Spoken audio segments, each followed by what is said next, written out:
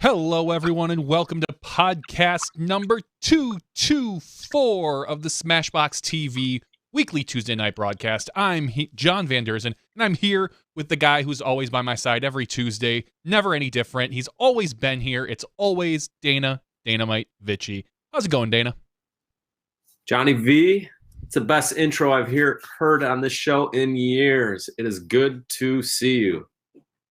We are... For those of you that don't know, Terry is in the land down under. Actually, technically, he's in the land of hobbits. I believe he's in New Zealand right now. He is enjoying what's almost a 3-week vacation down there. Of course, doing disc golf work and enjoying himself. He's fortunate enough to get to go down there and not take either of us, unfortunately. And it is... it's going to be a solo night. I'm going to have you on for, 45 minutes or an hour. Uli just messaged me, say he's running a little bit late. We had kind of tried to do a 9:30, but as Uli usually is, he's more of a, he's a free spirit, like all of our disc golfers. You can never really count on them to show up right when you want to. So, how's your week been so far, Dana? It's been a good week. It's hard to believe that it's only Tuesday. But yeah, it's been a good week. Busy week. I don't know. I don't really have much to say about my week. Work. You told me earlier you're hanging out. Your wife's sitting there in her pajamas and a robe because you keep your house so cold. It is something like 68 degrees. That's in general what we keep it at. If it gets really cold, we'll crank it up to 72. But you got little kids too. You got to think of, Dana. Keep that place warm. I do, and I got this thing going right there. That you need a bearskin rug right in front of that. It's a giant white bearskin rug. I might not ever leave my house or my fireplace. It's a valid point. So, all right. Well, let's talk a little bit about some events that went on. We're probably gonna go through some events. We will talk about some news and media stuff. We'll get to Uli. I think we can probably fill about an hour with that. And after we talk with Uli, we'll probably drag him right into the after show. So let's get to some PDGA stuff, Dana. Absolutely. So we are getting into that time of year where it's mostly Spike Heiser events. This event was down in the Carolinas, but it was not a Spike Heiser tournament. It was in Johns Island, South Carolina. Yes, I'm talking about the Charleston Classic at Trophy Lakes, driven by Innova. Past few years, maybe not last year, but maybe in the previous few, it was an A tier, and they set up this awesome, unbelievable temporary course. But this year, all out at Trophy Lakes, which is a great disc golf facility, or skiing, or wakeboarding, whatever, if you're on the water. But if you're not on the water, you're there playing disc golf. It's a really cool course. I played it a handful of times when I spent a winter in Charleston. But this weekend, there was 90 disc golfers there for the sold-out C tier. Only 10 players in the open division. And the highest rated player there was Joey Lutz at 10-12, and no surprise, he did take it down. And Joey Lutz was a name that I felt like I saw a lot more maybe 3-4 years ago. He was playing a lot more bigger events, and I figured maybe he's just not playing much anymore. But clicked on his name, he's got 26 events under his belt, and this win this weekend at the Charleston Classic was his 12th win of the year. So he's had a pretty stellar year, and he's keeping that rating up high, playing mostly in the Southeast, not really getting out at some of those bigger events. But Joey Lutz, for those that don't know, it's hard. Joey is from Chattanooga, Tennessee. It's pretty amazing that he's able to win it all in Tennessee with Dickerson down there. So clearly, that's a hotbed for talent right now, because we know Joey's. He's a 10-12 rated player. He's played above that quite often. Like you said, we've seen him a couple years ago where he was really on fire, and it seems like Dickerson has kind of stepped into that role.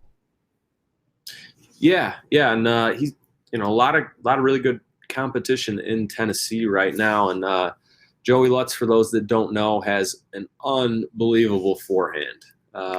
Last I checked, he was sponsored by Prodigy. I'm not quite. I'd assume he's still with them, but a few years back at the Maple Hill Open, also known as the Vibram Open, and now the MVP Open, Joey Lutz threw one of the most unbelievable shots that you can ever imagine. Johnny, are you familiar with this shot? I'm gonna have to be refreshed. So 13 at Maple Hill. Is that the par 4? So 13 is a big uphill shot, and then it goes downhill into the woods. It's par 4, pretty difficult. Good shots are landing at the top of the hill, so you look down the chute. It takes about 450 to 490 distance, somewhere in that range, to get to the top of the hill and into that prime spot. It's a really good crank. Joey Lutz, he was sponsored by Vibram at the time, so he had an open bag and was throwing the Wraith. And he threw a forehand Wraith, so right hand forehand, big Anheuser turnover, and he crested the hill.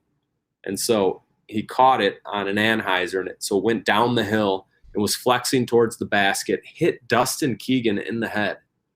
Dustin was about to putt, hits Dustin in the head, and sits right there. I think within 50 feet of the basket. So this hole it's one of the harder birdies at Maple. It's one that if you take a 4, you're not mad at all. Very, very difficult. Kind of it's a really tough second shot.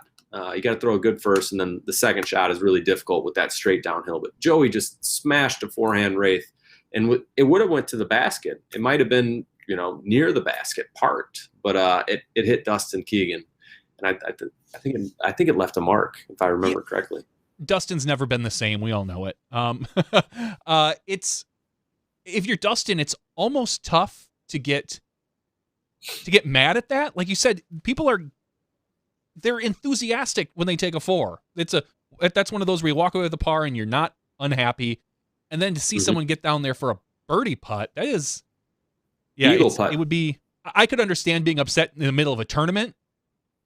Yeah. But ultimately, when you look back on it, you probably think, wow, there's no way he figured he was going to get down to me.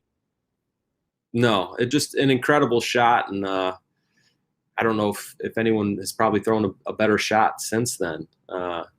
So it'd be nice to see Joey get back out to some of these bigger events, see what he can do, because he's a really fun player to watch. He's not a very big person, not very tall, but his forehand is just massive. He smashes it. Really good player.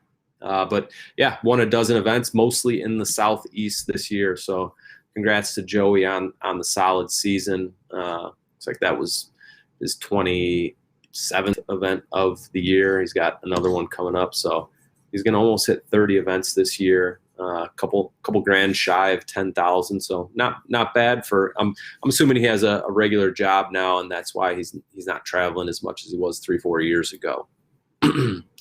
The other event that caught my eye was up north of the border. The Union 3, driven by Innova, ran by Bob Harris and Colin Fitchett.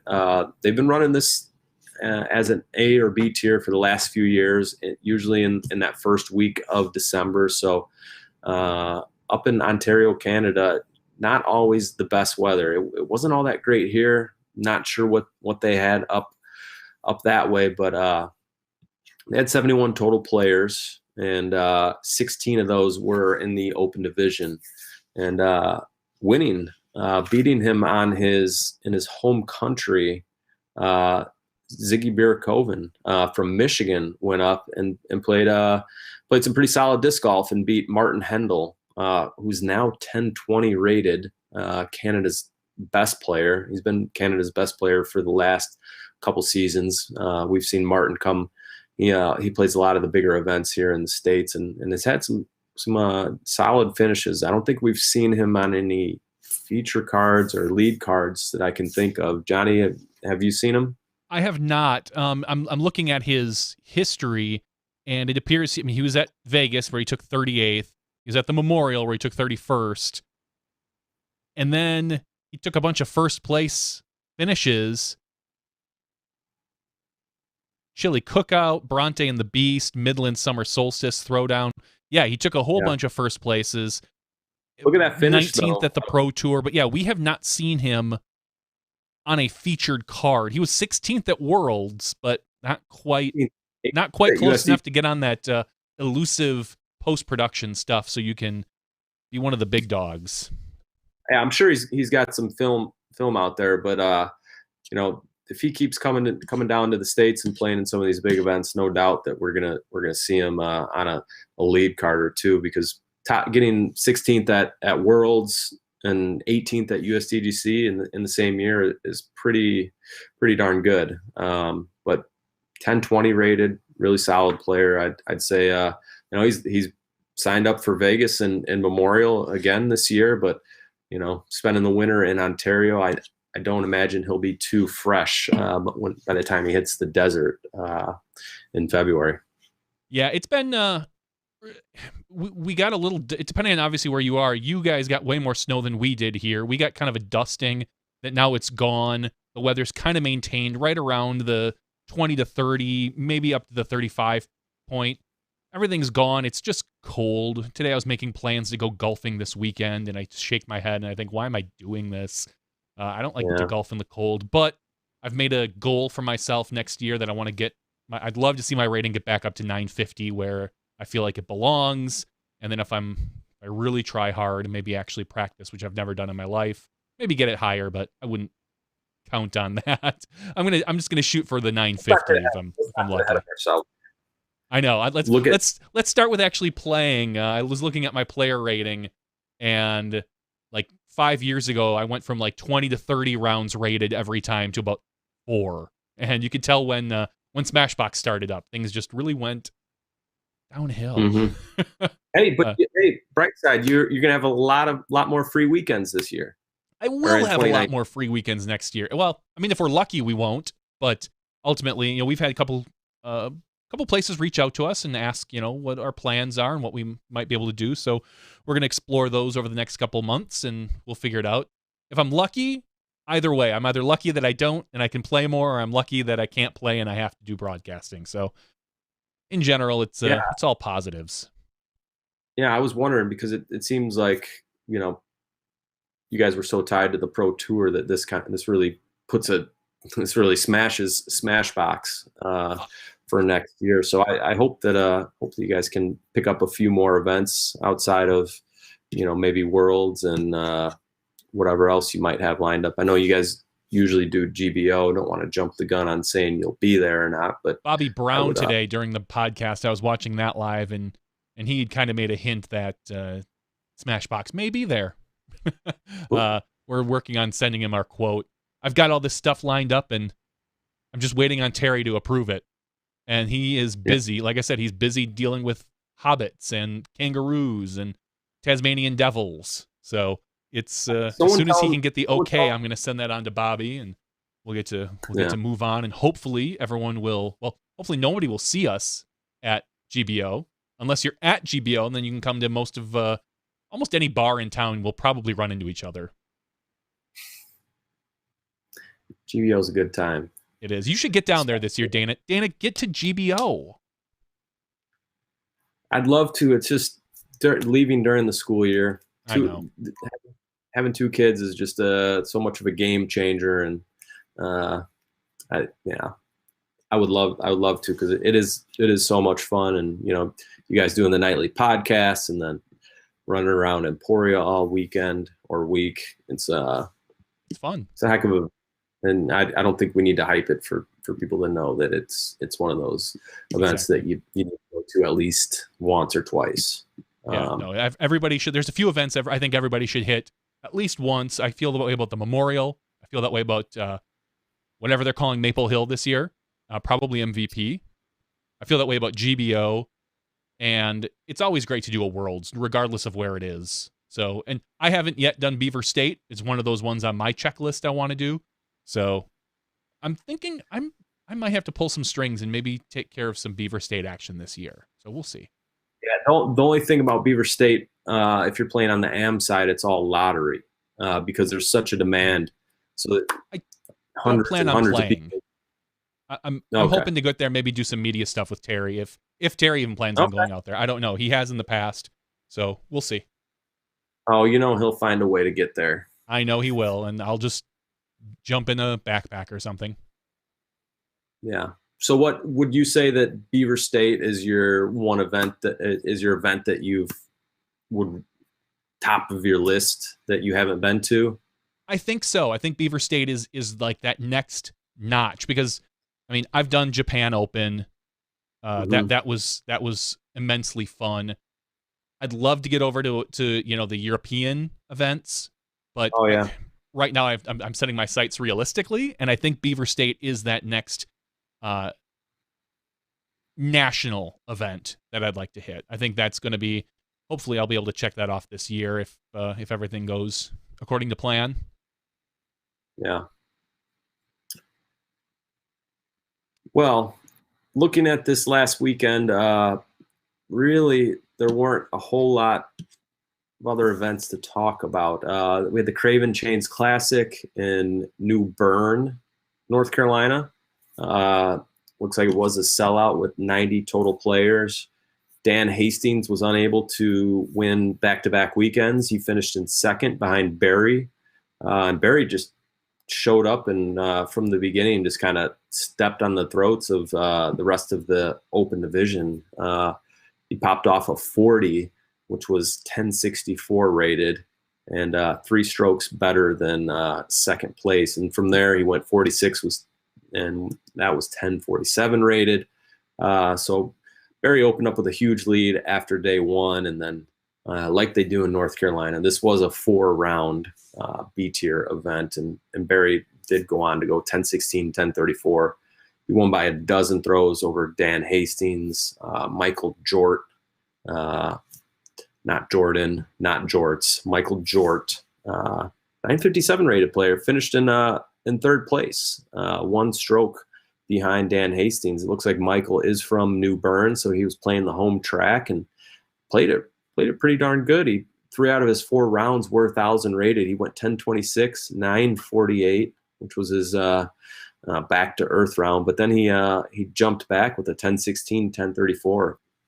So congratulations to Michael for hanging tough on your home track, and shout out to Barry for the victory. On the women's side, there were 5 FPO players, and winning by a number of throws was Elaine King.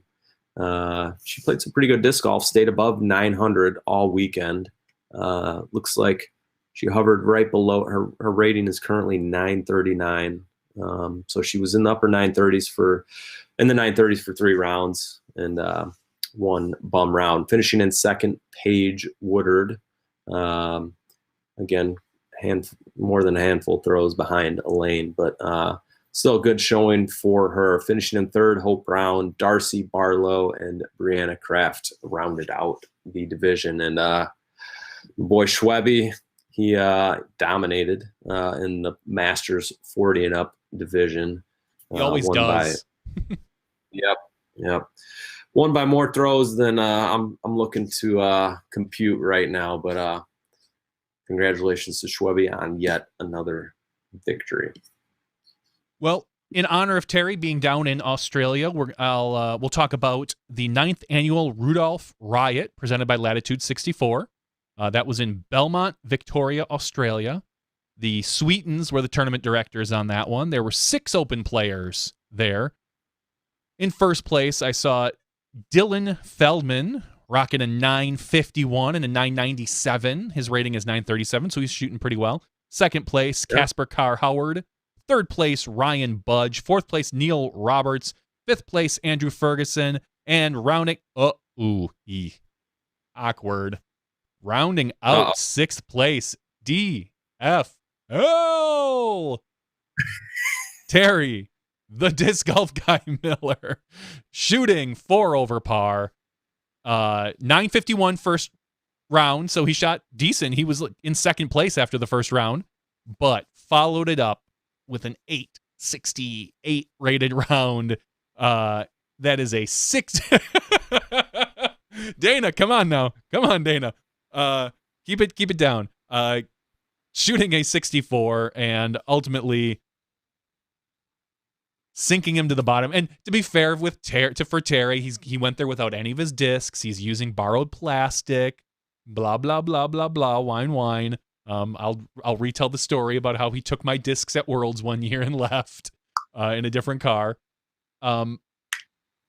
But yeah, so Terry taking DFL at that event. Just thought, thanks Luke for pointing that out on the chat. I forgot to look. I knew he played in an event, but wasn't sure. And the Open Women, I'm going to mess up the name again, and Terry told me it last week. I want to say it's like Touche, Frequent, and Cassie Sweeten. So congratulations.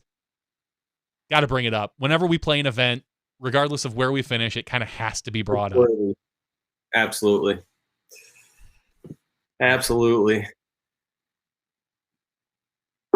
Yeah, Luke is saying in Terry's defense, it was 95 degrees and crazy windy. Yeah, I mean, like I said, Terry's right now a 940 to 950 rated golfer at almost any given day. Just kind of, we both need to get on that and work it. So anyway, I figured that was worth bringing up. Absolutely. Danny, do you have any other more events you want to talk about, or should we kind of move on to some disc golf talk about what's going on in our sport? Let's slide into that disc golf talk. What do you got on your mind, Johnny? Well, I've got a list of some things here. It basically says media stuff. So this week seemed to be reveal week. We had Uli announced that he is moving over to Discraft. He is going to be the team captain, team manager, team captain. I think probably both. The Jomez video dropped of the building the bag with Paul Macbeth, and we saw Kevin Jones. No surprise to anyone that's followed the internet whispers and rumors. He moved over to Prodigy, one of your former sponsors, if I believe correctly. And honestly, I'll say it, of all the reveal videos, I would not have guessed it a week ago. Kevin Jones, winner, hands down. I thought he had the best video. He had the little teaser. It looked like it was very professionally done. It was well produced. I mean, it was no surprise, but it was still a very well produced video. Yeah. He talked about a little bit about the media and Prodigy and his brand and things like that. What are your thoughts about Kevin? Well, Kevin, I can't say enough good things about him. He's a breath of fresh air. He's part of that new school of touring player, young, athletic, good people. So really big pickup for Prodigy. It's no secret that he was fielding offers from basically anyone that makes a disc, and Prodigy must have came pretty hard with it. And hats off to them. They've got a really solid team right now. Probably their best team since their initial launch, at least on the MPO side. A lot of their players are in the top 10. They had a bunch of top 10 finishes at Worlds this year, and then picking up Kevin, who is Kevin third in the PDJ rankings right now in the world. Do I remember seeing? In the world rankings, that might be the case. Yeah, it's hard to because the U.S. and the world rankings are different and all that. But so really a huge pickup for them, and I'm interested to see what Kevin he can do off the disc golf course, because he was kind of, as you alluded to, he's talking about doing some media and doing some different things, and I'm interested to see what he's got in store and how that works out, because if there's one thing that I've learned over the years, it's you can plan things but you get out on the road and then it's not as easy to do. So I'll be interested to see what he puts together off the course, because I know on the course he's going to be fine. He's going to be smashing. There might be a little time for him to get used to the Prodigy disc, but they're making some good molds right now and good plastic, so he'll be fine. Ultimately, He's a heck of an athlete and disc golfer.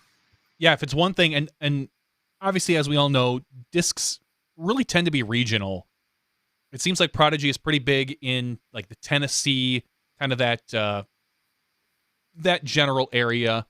It makes sense. Down south a little bit more towards Georgia and Florida, I've seen it, and maybe even a little into Louisiana and Missouri. That seems to be kind of the hotbed of the Prodigy plastic. If it's one thing I've heard from everybody that's thrown it, it's that the plastic, the way it feels, is really nice. And I don't have a lot of Prodigy experience. It's not very big up here in Wisconsin yet. I'm sure they would love to work on that.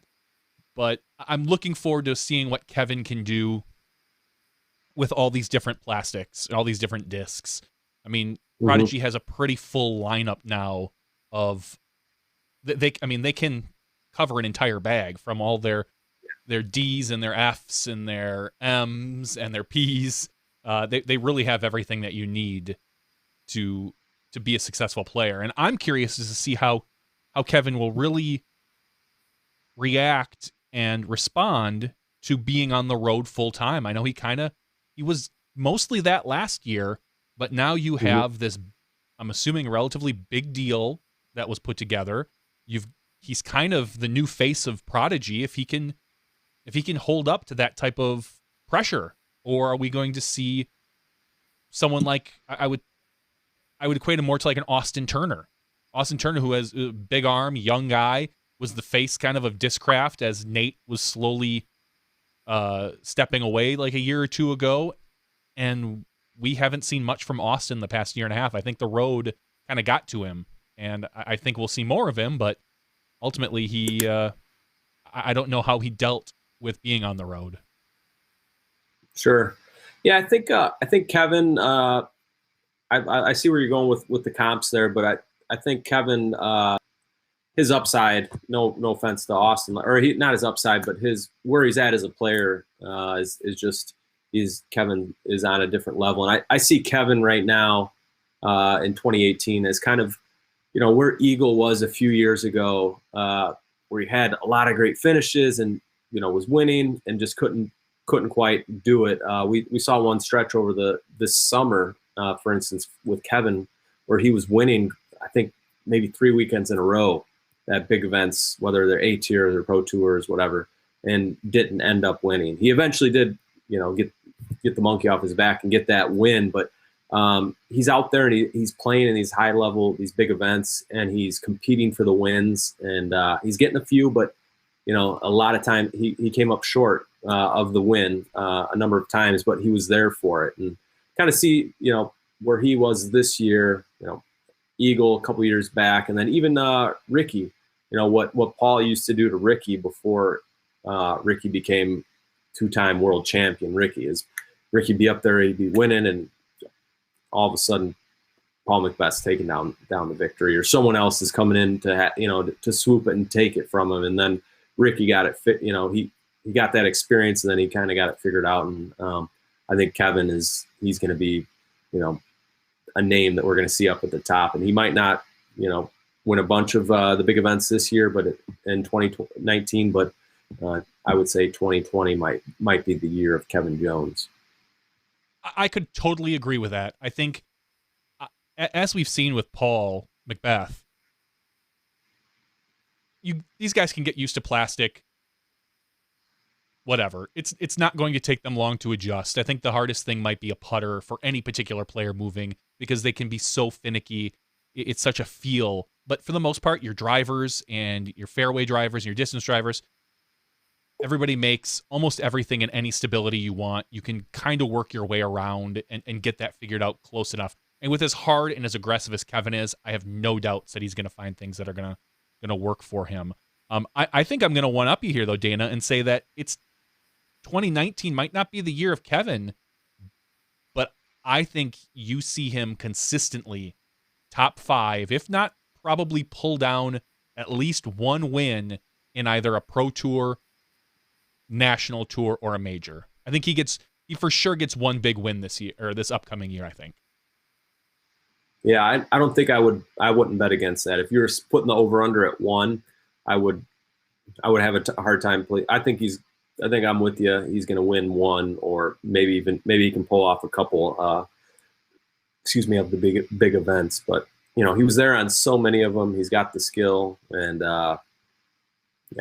this sky's the limit for him. This is a fun time for disc golf because as fun as the Ricky and Paul show was, it's a heck of a lot more fun when we've got a bunch of other names in there that can go out and dominate on any given weekend. Yeah, I'm really excited for the whole Prodigy team, as people are mentioning. You got Kelvin Heimberg is on Innova, Dickerson this year, but we've seen I think Matt Oram is over on Prodigy now, or did he just? No, he's been Prodigy. Okay. He's Prodigy this. He's 1041 rated now. So yes. I mean, Matty's he's been a great player since he was 14, 15 when he really burst on the scene at Pennsylvania Worlds in Allentown. Made the final 9, but Matty's he's a heck of a player, and when he's happy, he seems to be happy with Prodigy. They're treating him good, and that's, I think, spilling over onto the course for him, and he's got some confidence rolling right now, and if he keeps playing some big events and stays confident, he's a player that could go out and win a major. We saw him he almost won Worlds this year. You can 18. Never count Matty out for Worlds. That guy shows up at Worlds every year. It doesn't matter. He could be in the mid-20s the rest of the year. At Worlds, that boy comes to play, hands down. Some of the other Prodigy team, you see Kale LaVisca, who doesn't tour nearly as much. He's kind of more of a Midwestern guy now, but always deadly. Cam Colglazer, Cameron Messerschmidt, Kat Allen, Chris Dickerson, obviously Will Shoestrick, who's off and on, Colin Forehand. What was Seppo? that? Seppo, obviously. DJ Baldwin, who's a young player, very, very good. Dan Hastings, our good buddy Dutch, always a threat and a fun guy to be around. They have, and of course, obviously Kevin Jones. Lance Brown is a real solid younger guy. It is. They have so many good players right now that it's going to be fun. It's going to be fun to watch that team. And someone I swear up and down, if she played more consistently and was able to get out, Ragna, I guarantee you Ragna would be a top 5 FPO player if she could just get out and play. But she's kind of, as she'll even say, she's tied to home with family right now. Such a phenomenal player, and it's so much fun to watch her play in general. So yeah, that is the Prodigy team, and they are going to have a good year, I feel. So. Yeah, we shall see. Definitely a good pickup for him. The Ulibarri loss hurts, but the Kevin Jones pickup kind of takes away that a little bit of that hurt. Paul's just been he's been a solid top 10 player since he's been with Prodigy. He's a positive force. You're hard pressed to find somebody that doesn't like Uli or doesn't have good things to say about him. So. His presence will be missed on Prodigy, and what a pick! It's a good pickup for Discraft. It is, and obviously for those of you that are tuning in, I know I originally told some people 9:30. Yuli messaged me and right before 9 and said, "Hey, I'm running late, so can we push it back about another 20 minutes to half hour?" So he will be here. It'll just probably be a little closer to 10. All right, let's talk about. Did you watch the next video thing we'll get into? Is the Paul Macbeth. Building the bag. Did you watch that 16-minute video, Dana? I did. I didn't catch it live. I watched it before the show tonight. Doing some research, research purposes. Of course. Yeah. I watched it. It was. I wasn't sure what I was expecting. I thought there might be some follow flights and a little bit more in-depth stuff, but it seemed like they. You could tell where they did the the intro and outro where it was kind of rehearsed and all that, and then but I liked the part where he was going through the bag and just kind of I would assume he did that in one take, which I would say is pretty impressive for him to talk about the discs and not he only had one mix up where he called one he called an Undertaker a vulture at first, I believe, and then he corrected it, and you saw it up on the screen with the big asterisk that says Undertaker. Yeah, Yeah. that was the one thing I agree. He clearly did that in one take, because if not, they would have fixed it, or they just didn't catch it because he was going through so fast that they probably caught it in post when they were putting together all the graphics and stuff. And and they kind of were like, they probably, as anyone would be like, son of a, it was so close to Yeah. being perfect.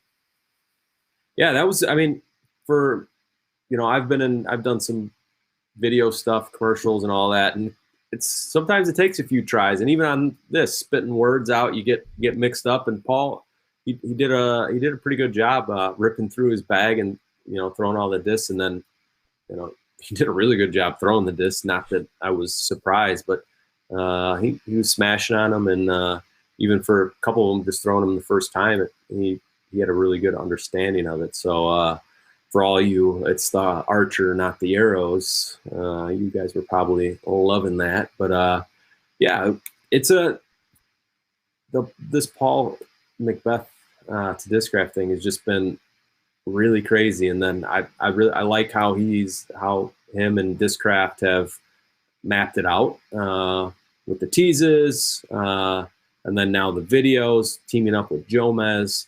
Really smart. A lot of eyes on Discraft, and I'm seeing a lot more action, on the trading sites and all that with Discraft. Hearing about dealers making big Discraft orders, and Paul Macbeth, he moves the needle, and they are, they're not just taking this, just hey, announcing and going. This is planned out and thought out, and it's early on. It's making a big impact. And man, what if he came out and won Vegas? That would be. I think I'd said, I don't know if you were on the show at the time when we were making predictions about how Paul Macbeth is going to start. I said, I think he's going to come out and win the wintertime. He'll probably flounder a little bit at Vegas, but I think he takes top 2 at Memorial. Being a Discraft event, I guarantee you there's a fire lit under him for that.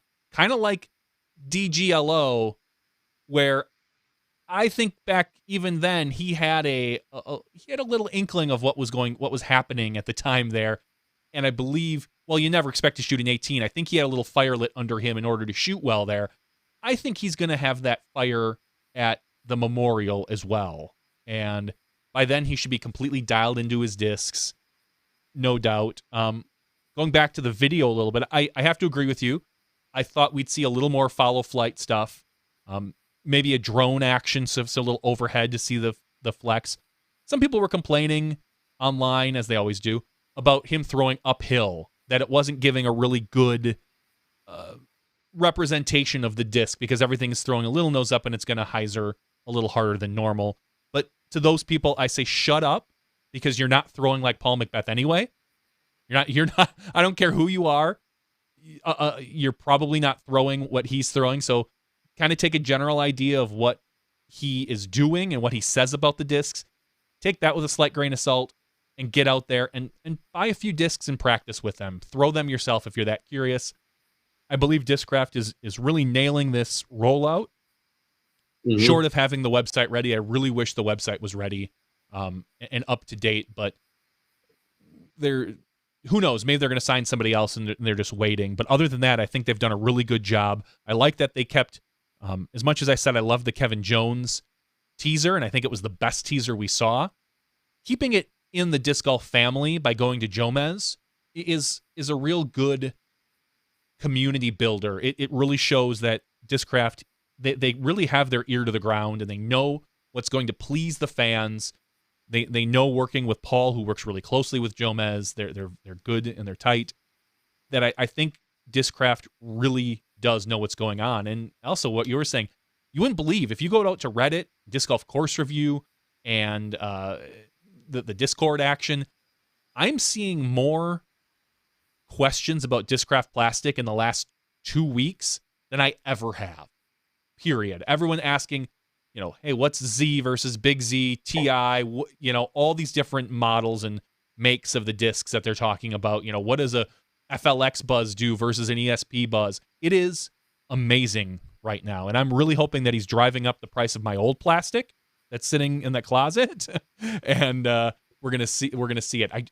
I'd love, hey, if anyone has an in with Paul, have him bring back the MRX. That was a great disc. Just saying. Maybe the MRV. Both of them were really good. Some of my favorites. Let's work on that, Paul. Is that a Steve Held? What's he? Is he an MRV? He's an MRV guy. Yeah, APS. he took some of my old MRVs, or Mr. V's as I called them, and was using them. And he also uses the Z Putter, PUTTR. But in all honesty, I've always said my mids are almost dedicated to Discraft. It's just what I've always known and thrown. I am now moving on from Discraft and my putters, but we'll see. Right now, I am moving over to Dynamic Disc. I'm going to give them a shot. They were kind enough to throw me some. Robert McCall gave me a stack of plastics I'm going to use at our Marksman League here in town starting this Thursday. And I'm excited. Something different in my hands. It's something I haven't thrown in. I literally haven't changed my putters, Dana, in probably 15 years. They're the same putters, not even model. They are the same putters that I've had, a stack of 5 for about 15 years. So it's going to be really interesting for me in general. That's pretty impressive. So I know DD's and Robert, they've got their team judge and team warden thing. So he's a warden guy? I think he's a warden guy. I'm pretty sure he's a warden guy. But I had asked him, I said, hey, listen, for years I've thrown these beat up magnets. I'm looking for something kind of similar to a slightly beat magnet. I don't want it flippy, but something that's going to go straight to just barely hyzer. And so he sent me some deputies, which I knew nothing about. I have a box of 5 upstairs of these burst deputies in prime plastic, and I'm looking forward to kind of getting my hands on them and just checking them out. If I love them, awesome. I'll play with them at the Marksman League. But as I was telling some people, you can hand any of us that have been playing for a while a putter, and if you're indoors inside of 30 to 40 feet, it doesn't matter what it is. Honestly, you could give me a P2, a putter, an AVR putt and approach, a deputy, a warden. After about 10 putts, I know what it's going to do and I can compensate. Where it's going to make a difference is when you get outside and you have to start making 40 and 50 foot attempts. That's where that stuff makes a difference. So if I don't love the deputies, guess what?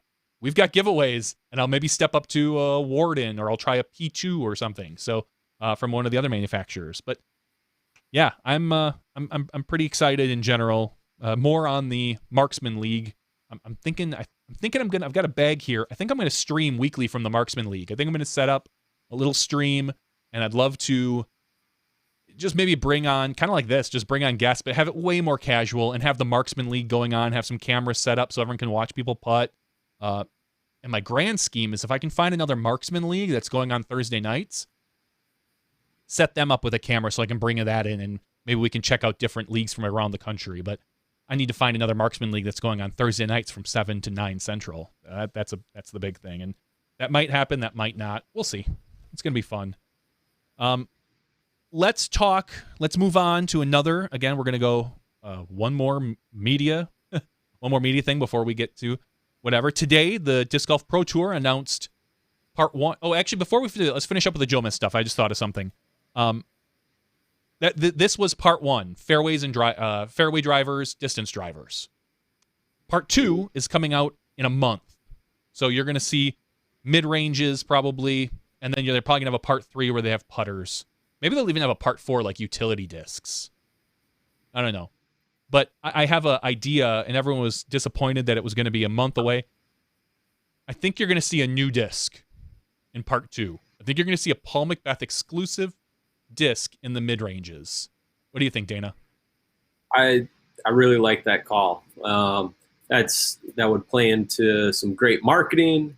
Then also it kind of lead us up if they're going to release it on that time schedule. The last video would be, shortly before the Memorial, to continue to build the hype up, and presumably maybe release a new putter. If the last one is going to be his big putter announcement, if he's just doing mids at this next one. But yeah, I like that call that maybe we'll see that first Signature Series Paul Macbeth mid-range disc. I don't know what it would be, because the Buzz is such a classic mold.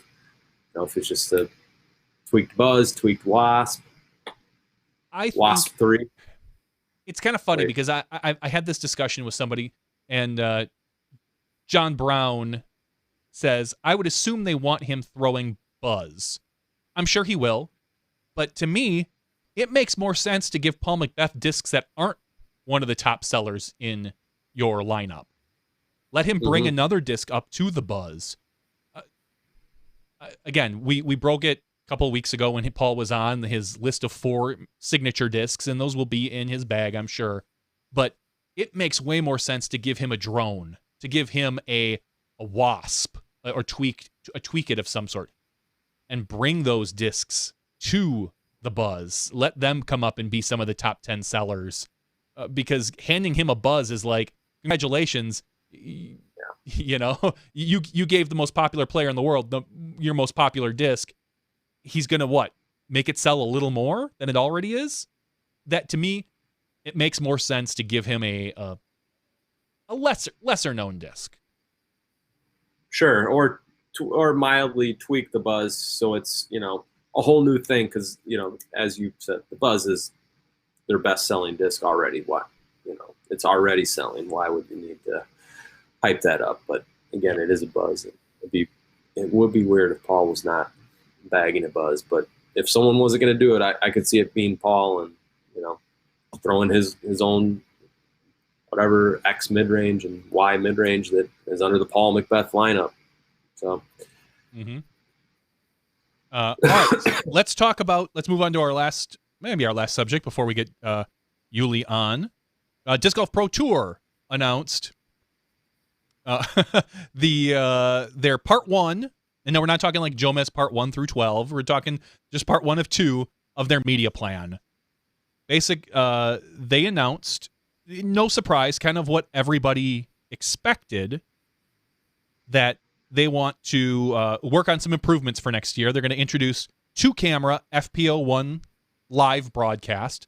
So I'm not throwing shade here, but just like what we did for Worlds, what Smashbox did for Worlds, they're going to do. They'll do FPO 2-camera coverage live, and then they'll roll it right over to MPO 2-camera coverage live.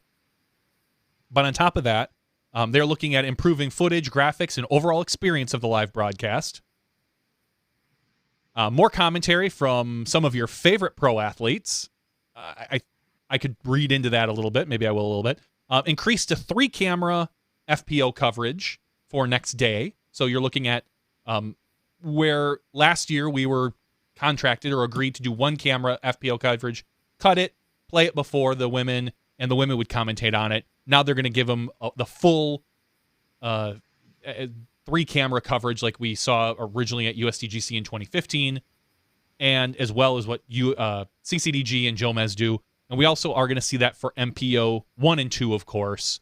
So the cameras for live, the 2 main cameras, will also be doubling for your post-production stuff. So that is going to be a challenge, as I've stated in the past. You're shooting 2 different styles of video, but I think with a 3rd camera, you can maybe hide some of that stuff. So I'm really curious to see how this goes. The graphic, I'm gonna have one little qualm with it, in that they said in 2018 MPO only had 1 camera. I'm calling BS on that, because at every event they basically had CCDG or Jomez there, and they all had 3 cameras. So the video, or the one picture where they have FPO, MPO, and MPO2 only shows 1 camera for MPO2. It always had 3 camera, I think, other than maybe the finale. But other than that, I like the media plan that they're going with. I think it's going to be difficult, but ultimately, if they can pull it off, I don't think you're going to hear any complaints from people. What do you think, Dana?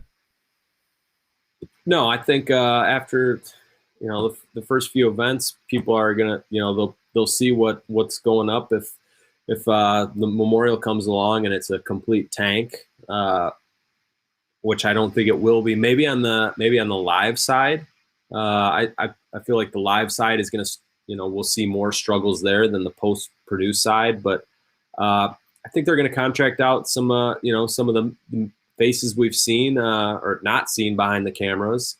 You know, what's Corey from Central Coast. I have a hard time not seeing him involved in this. Does Joe Height return to the Disc Golf Pro Tour? He's very talented, but can he, will he play nice and do what do what Joe can do? So I don't think the post-produced stuff is gonna, I'm not gonna say it's gonna be as great as this, what Jomez has been doing, because clearly Jomez is top of the game. But if it's as the Disc Golf Pro Tour said, 80% as good as, or maybe I don't know if it was them, but 80% as good as Jomez, then I think that's fine. So that post-produced stuff, I think, is going to be off the bat. It's going to be all right. It's live that I'm more, I know what can happen with live, and I think that's where we'll see a lot of the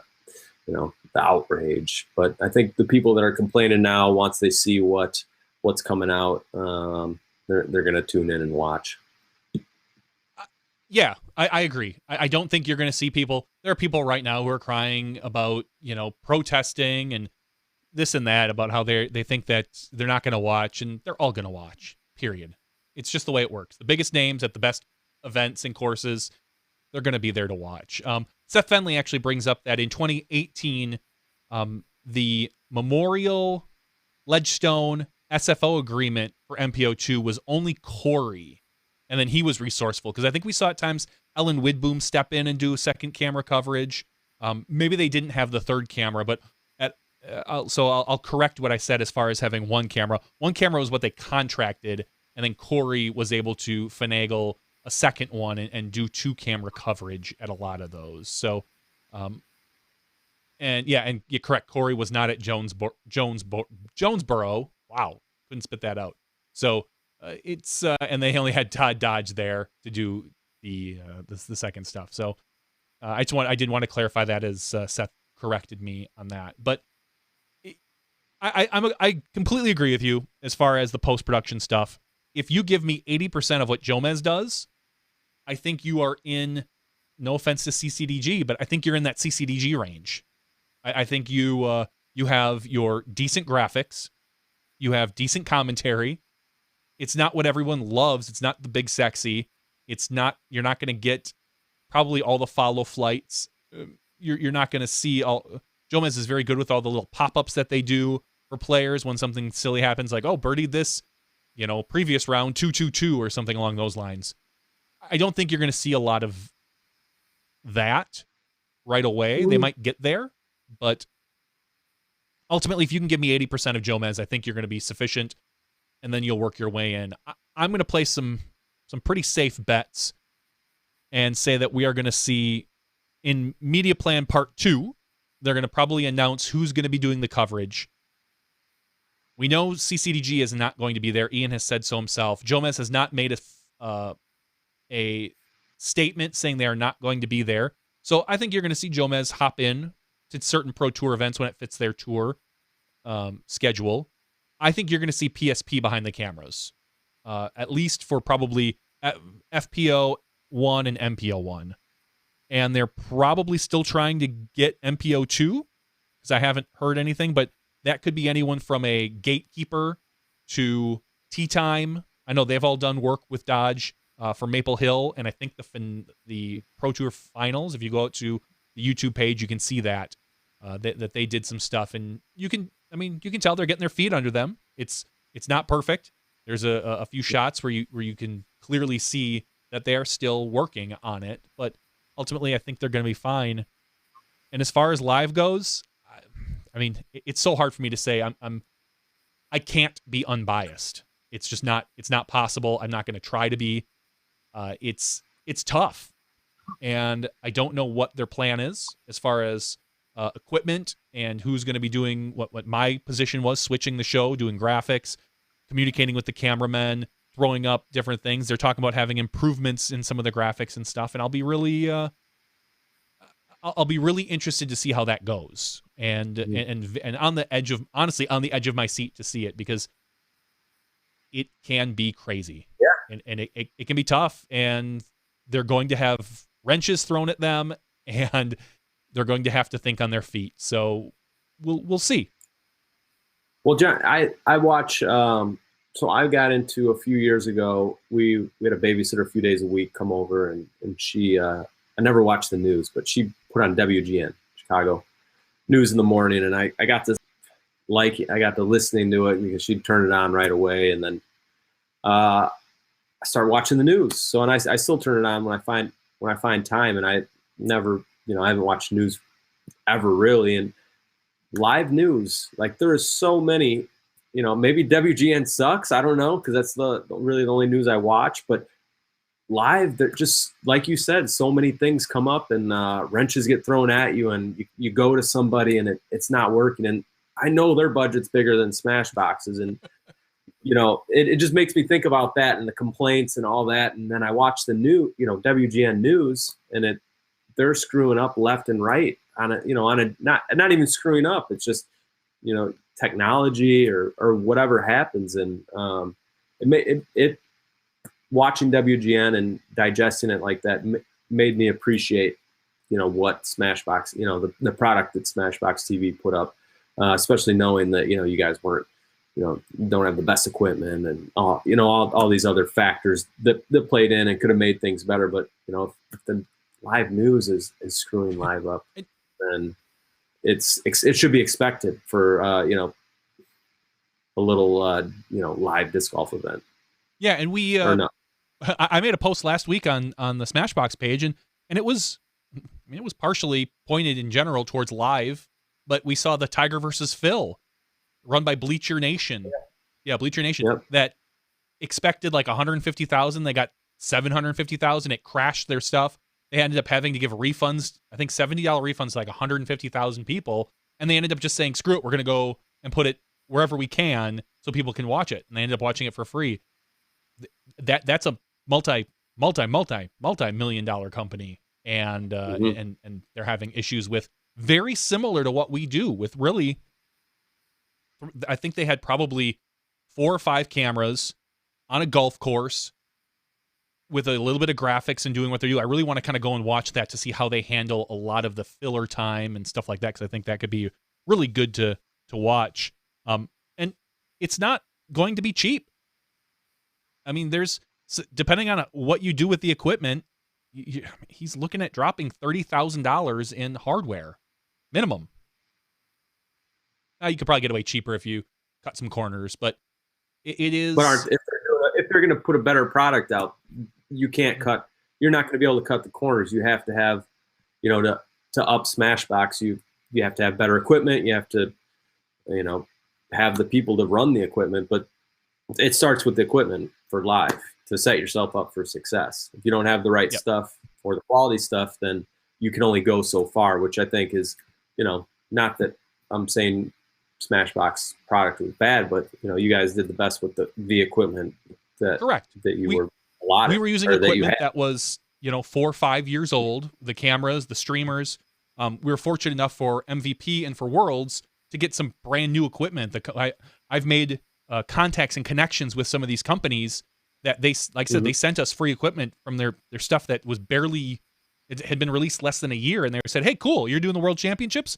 Here, take this. Just promote us. Let us take some pictures and tell us about it so we can put it on our blog and things like that. Yeah. And that each one of those boxes was like $6,000, and they gave us 2 of them, and we rented some cool modems for them and stuff like that. And those are all things. And then that's just the hardware. Think about the people that it's going to cost, depending on what he does. Each cameraman, I would hope, we paid a cameraman $400 a round if they covered 2 rounds. Like they did FPO and MPO, they usually got about $400, and I think it was like 200 or something like that. I forget, for 1 round. I mean, they're looking at having at least 6 cameramen per round, and then on top of that, editors to edit the nightly 3-card coverage. Someone who did do my job switching. He's talked about an audio engineer to work on audio and switching. I mean, it's a huge, huge financial undertaking that he is going with. And I do honestly wish him the best of luck. I don't want to see it fail. because if it's successful, it means there will be more opportunities for SmashBox. Yeah. It's just the way it goes. So I do have one Paul Ulibarri waiting to jump on at some point. So he says he is ready. Yeah. And we'll get to him soon. Yeah. I won't keep you guys much longer. I wanted to ask you what was the difference you think between SmashBox's split with the Pro Tour and say Jomez? Like, what are some of the differences that we're not, the average disc golf Pro Tour fan doesn't see? Like, how did it work? Like at the Pro Tour events, was Jomez? Do they get paid by the Pro Tour in the No, 2017? Or that their spot? Like Jomez came and was able to record, I think there were one or two events where Jomez was paid, or CCDG maybe was paid. Like I think maybe Ledgestone, maybe MVP. I'm not 100% sure on that. I could be totally wrong. Most of the events, if not all of them, I will say, CCDG and Jomez showed up and were able to film and put it all on their channel and monetize it themselves with commercials and this and that. And that's different than SmashBox, where SmashBox was paid to be there. And I can only assume that Steve, hopefully, made the money back on the advertisements that people see. Mm-hmm. So those, when you see 6 Discraft commercials a day at the Memorial, they are making that payment. And your Grip 6 and I'm drawing a blank on some of the other ones. Prodigy was there. Paragon, all those guys, they paid hopefully for the live. And as I said, other places. Now, think about this. Steve is going to have FPO1 live and MPO1 live. That doubles his commercial space. So he's able to, in theory, monetize more. On top of that, he now controls the advertising for the post-production. So whereas last year you saw Jomez, almost all their events were, or this year we'll still say, but last tour year was funded by Innova. So you saw a ton of Innova commercials. That's all stuff Steve Dodge can monetize now. And for him. Yeah. Now so let's take an event like the MVP Open. How does MVP, I wonder how MVP felt about, Jomez coming and covering their event, and then it's all, there's an MVP, but then there's all these Innova commercials. Mm-hmm. So do you think that's the big hurdle with Ledge? I know that was a big hurdle with Ledgestone. Yeah, because it's a big Discraft event. I think we talked about this last week, the week before, that there was some headbutting, and ultimately, there was talks of Jomez not being there, but Nate Heinold stepped in, and Nate is a very good negotiator, as he'll tell you, and as a lot of people will tell you. I know he was pretty integral in working with Paul to bring him to Discraft. I know that was part of the behind the scenes stuff, but I know he stepped in and they worked it out and got Jomez on. But that's one of the big things we're going to see is who is going to align with whom, and what manufacturers are going to be able to stomach other people, on their tour. And this is now stuff that Dodge doesn't have to worry about if he runs all the media. Yeah. So it is literally a weight off his shoulders to think, I'm going to have to deal with this manufacturer because because CCDG has MVP as their sponsor, but we're at this manufacturer. So, and but those manufacturers that help these post-production guys get around, they're paying good money so that people see their product and that they are helping the media companies. There's no way CCDG could do that last year without MVP. I don't know if Jomez could do it without Innova. It is a big. So let's say it's a big thing. Does that does MVP say, just because we're talking Central Coast, do they say, hey, these are our guys, we're sponsored, they have to be at your event? Or does the Innova sponsored event, let's say if Jomez is, is contracted up with Innova, they say, hey, Jomez has to be there, or whomever with X company, Y company, it's our event. You gotta, we want them there. That's a great question. Or the opposite, it's the MVP Open, and they say X company, X media company, they're sponsored by Y.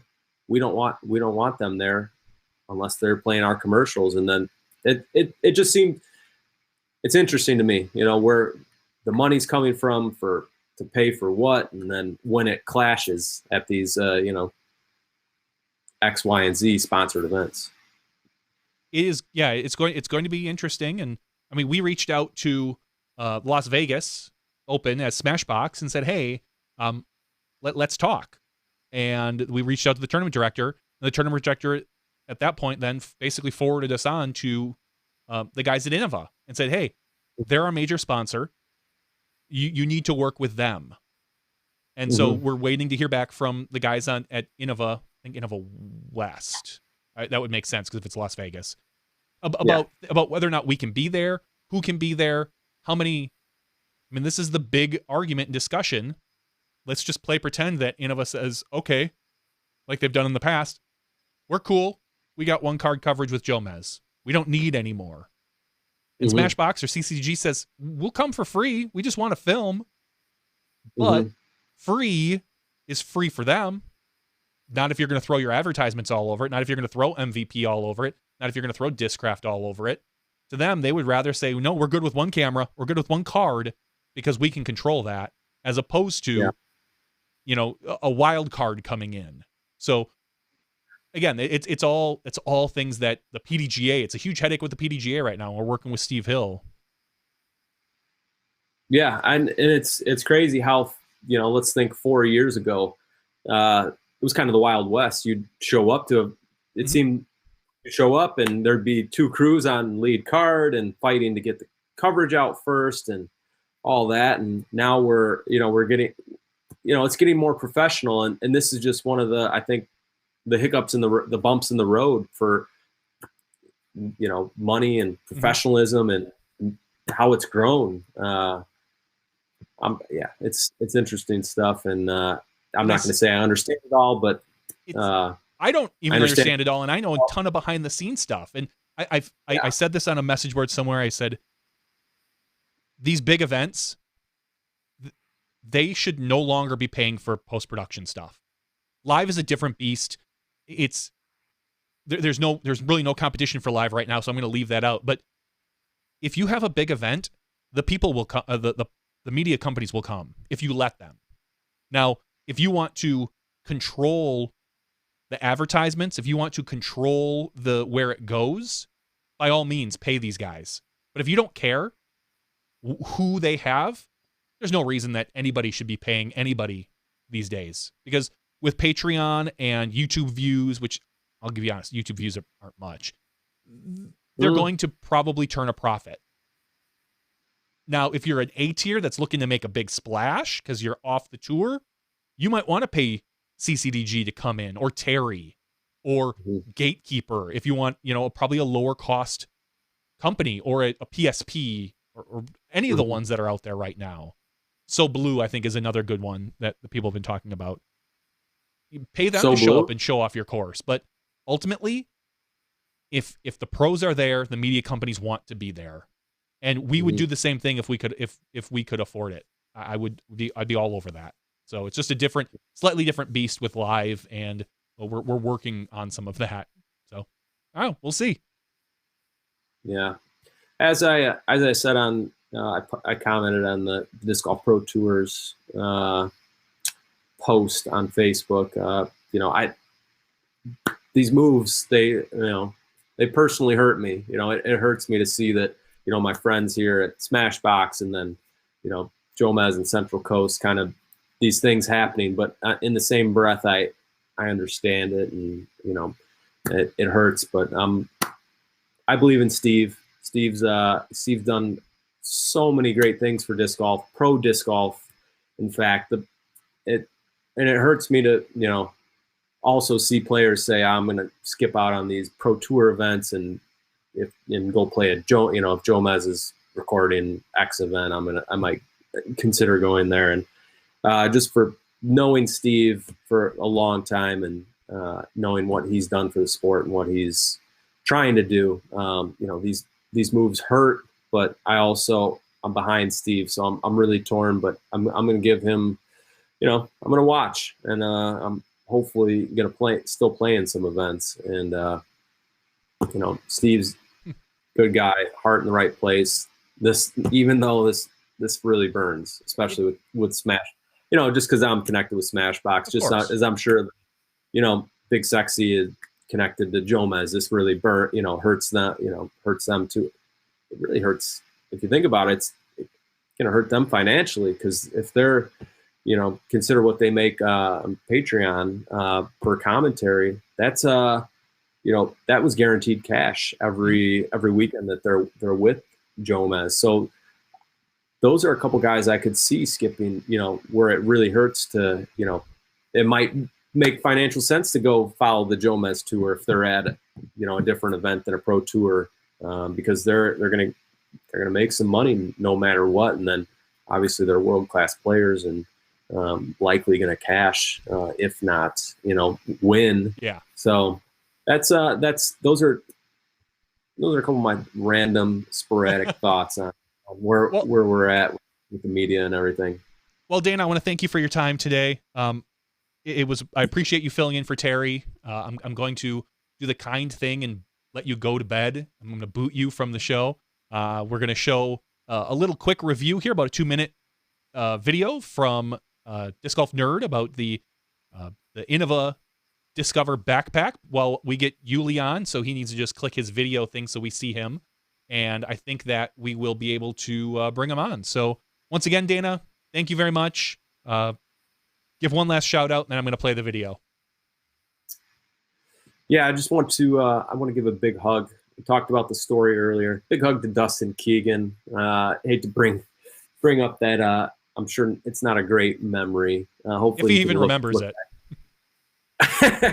Hopefully, he can look back and chuckle on it. But him and Zoe, they've been hustling their Uplay disc golf thing, and you guys should check that out. And big hug to Dustin Keegan and Zoe. Haven't seen her on the show in a while. Hopefully, we can get her back on. But big hug to those guys. Johnny V, thanks for having me. Terry, is it really a work trip if all you're doing is hashtagging disc golf and taking DFL? Disc golf? Yeah. I mean, come on, man. It's a vacation. It's not work. But thanks, right, Johnny. Dana. Paul, congratulations. I think I might tune in for a few minutes. I like you. All right. Sounds good. Yuli, go ahead and hit your camera so we can see you, and we're going to play this video. What's up, Smashies? This month we're taking a look at the Innova Discover backpack. Big thank you to Sun King Discs for sending me this bag to check out. It is a really inexpensive, very lightweight, affordable, entry-level style backpack bag from Innova. This thing is $20 right now on Sun King, and I think that's a pretty good deal for what you get. I wanted to check it out to see for myself. Is it a viable option? Does it have everything you really need to play a round of disc golf? And based on my initial impressions, it seems to be just fine. Plenty of room in the main compartment for about 15 discs. As configured here, we have 3 putters, 4 mids, and then 8 drivers, which is a pretty complete setup for the casual player or beginner, or to go out and do some field work or some practicing. It's very light and portable, and you don't have to worry about bringing your whole bag with all the bells and whistles out there for a casual round or to do some field work. Nice water bottle holder on the bag, no problems there. This is a 32-ounce Tempercraft, holds it just fine. You could probably put a slightly larger bottle in there as well if you needed to. You have one storage pocket on the other side that's closed with Velcro. Probably not the best place to put anything valuable, but a great spot to throw your minis or your scorecard, Sharpies, pencils, all that kind of stuff. Up on the top there is a larger pocket that zips closed, so that would be a much better place to put your wallet or your keys or anything valuable in this bag. Plenty of room to throw some towels and extra gear in this top pocket with your wallet as well. No issues there whatsoever. The bag features an internal U-shaped divider, which basically keeps the entire bag in shape. The divider sitting in the bottom, the plastic resting on top of that, is pretty much all of the structural integrity of the bottom of the bag. So all in all, I think this would be a solid option for a beginner, folks that really just don't have a lot of money to spend on gear, or also a great gift item. We're heading into the holiday season. Maybe you have a friend or a family member that you're trying to get hooked on the game of disc golf. This would be a great way to get them into a really inexpensive backpack style bag. Load it up with a few discs, throw a towel in there, they're ready to go and get out there on the course and start throwing some shots. That's it for this month. Big thank you to SmashBoxx for having me be a part of the show. If you'd like to keep up to date with all the other things that I'm up to, just look for Disc Golf Nerd on YouTube, and also check me out on Instagram at Disc Golf Nerd 1. I'll talk to you all very soon. Cheers. All right, thanks a lot, Disc Golf Nerd. Yuli, I had your audio or your video for a second. Go ahead and click that camera one more time, and you'll be back.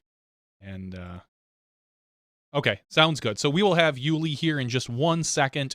Hopefully, he stepped away. He probably got to change or something. You know, he's always concerned about his looks, and he's always got to be the best Paul he can be.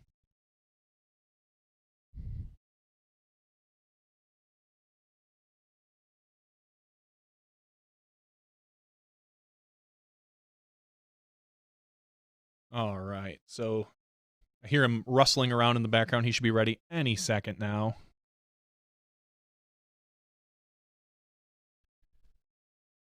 I'm excited to get the chance to talk to Paul. We usually talk to Paul in the after show. He's kind of one of those guests that we bring on and just talk about almost anything, whether it's sports related or, you know, outside of golf related. He's got a really wonderful and unique perspective, and a very smart guy, and quite enjoy having him on. So I'm looking forward to this conversation where we can get a little bit more into his life with Discraft now. So without any further time filling, I'm going to bring on the one, the only Paul Ulibarri. He's in the Terry Miller Square today, but I think he can deal with that. Feeling good over here. Yeah, well, you're. I tell you what, Terry Square has never ever looked so good.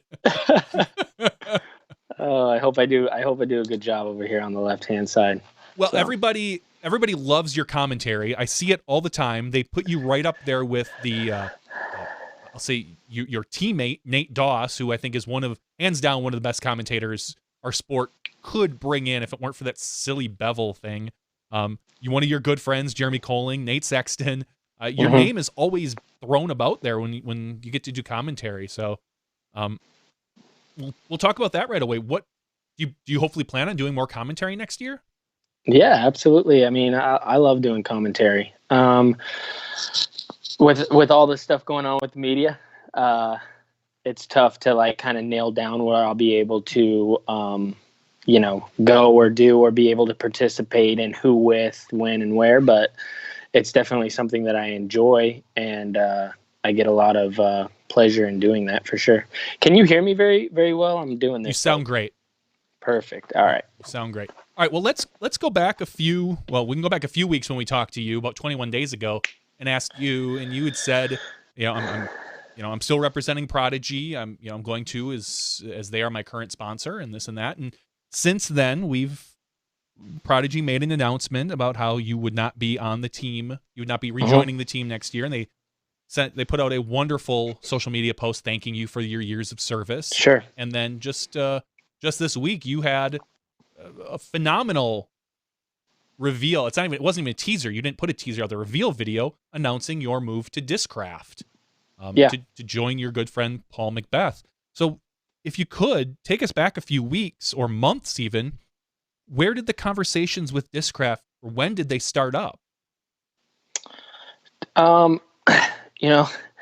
It's tough to kind of get into those things, but it's obviously with being a free agent this year. I was talking to people, and I'm definitely happy with how everything went down, and Prodigy's been amazing to work with over the last, couple months. Like the last time that I was on with you guys, I had said that, I'd be with Prodigy till the end of the year, and, things are just moving so fast in the sport that I reached out to them, and, it was me. I asked them if, I had already made my decision for 2019, and I asked if we could work something out to where they could give me the month of December to, get acclimated with my surroundings, and they were willing to work with me. So, that'll give you a little insight of how great they are as a company, and the personal relationship that I have with them, and I'll remain to have with them. That they were able to work with me on that, and I just wanted to say thank you publicly, on here to them for that. Well, you've knowingly. I mean, you're one of the nicest guys on tour. Everybody will say so. I'm not even saying that in front of you when I will say something else behind your back. But you've maintained a good relationship with Discraft, who was your sponsor previous to Prodigy, if I'm correct. I don't believe you made a stop in between there. You've always been friendly with with the manufacturers in general. And sorry to interrupt ahead. you, but I actually was with Discraft, and then I was with Innova for 4 years. Oh, that's right. That's right. I'm sorry. You're right. You did do Innova. So, so let's just talk. Let's get right into the Discraft talk. What made you come back? I mean, come back home, so to speak, to I believe your first sponsor.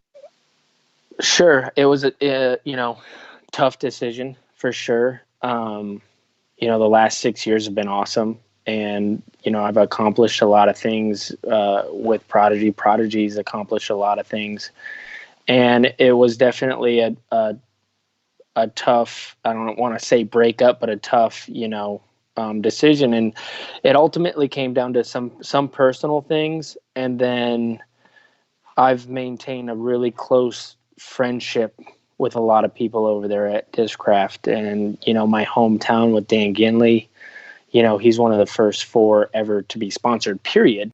And him being team captain for a long time with Discraft, and just the memorial and things like that, like it was just kind of pulling me in that direction. And I've whenever I would go to like Michigan, I'd stay with Wagner, and he was always very inviting to me, and we just maintained a good friendship. I'd go there, we wouldn't even talk disc golf, we'd just be friends. And looking to my future, I'm not saying that I wasn't close with the people at Prodigy, but I have a very, very close relationship with these guys that is very unique to us, and that was definitely something. And with the way the sport's going, it just ended up being a really, really good fit for me. You made an interesting comment in one of the interviews, maybe it was with Ultraworld, I believe, about how you feel like this will be your last sponsor. You're currently fill us in just a little bit on the contract details. Technically, what did you sign for number of years, and why do you feel that this is going to be your last sponsor? It was a 3-year contract that I signed. But the reason I feel like this will be my last move is I want it to be my last move. This stuff is really tough. There's nothing that makes me happy about undoing different relationships, especially in this sport, in a small sport like this. I want people to understand that it's not an easy decision, and I have very close relationships with them over there. But at the same time, you got to kind of do what's right for yourself and for, the sport. And I feel like with the position that I'm in now, I'm able to do more with my brand right now, and not even putting it that way, more together with the pieces that I have in place now, I feel like are better to move forward. And I want to do things for the sport. I don't want to just do things for myself. I feel like Prodigy did a big thing in 2013 with really changing the game. They really did. Mm-hmm. The disc golf would not be where it's at right now without them. And for anybody to say differently would be just plain ignorant. It's 100% the truth. They were the first people to sign, big contracts with money monthly, and became there's other players that were making a living doing it, but this changed the way people are making a living now. I agree. I truly believe that the Prodigy move back then really forced the hands of other manufacturers to do things like their Tour Series discs to help support the players, knowing that there's all this competition out there. It's not just a 2-horse race anymore between Innova and Discraft. You're starting, we saw Prodigy and then DD and Legacy, and we're seeing there's like 60 disc manufacturers now that are putting out some sort of plastic, and they saw Prodigy was the first to see it, that you have to support your players. Sure. And it's a tough conversation we're having right now, Johnny, because I'm really, walking on a thin line to where to where anything that I say could go as a negative to Prodigy, and that's not something that I'm here to do. I want people to understand that that is not, never is a decision of mine or the way that I'm proceeding with my career. I just want nothing but the best for them. Yeah, you've always been a very positive person, and it's one thing I think that draws fans and people, including myself, to you.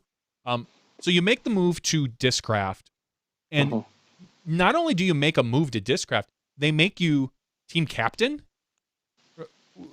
How is it by is it by age? Now that Nate, because you have Paul Macbeth there, and he was the team captain at his previous sponsor.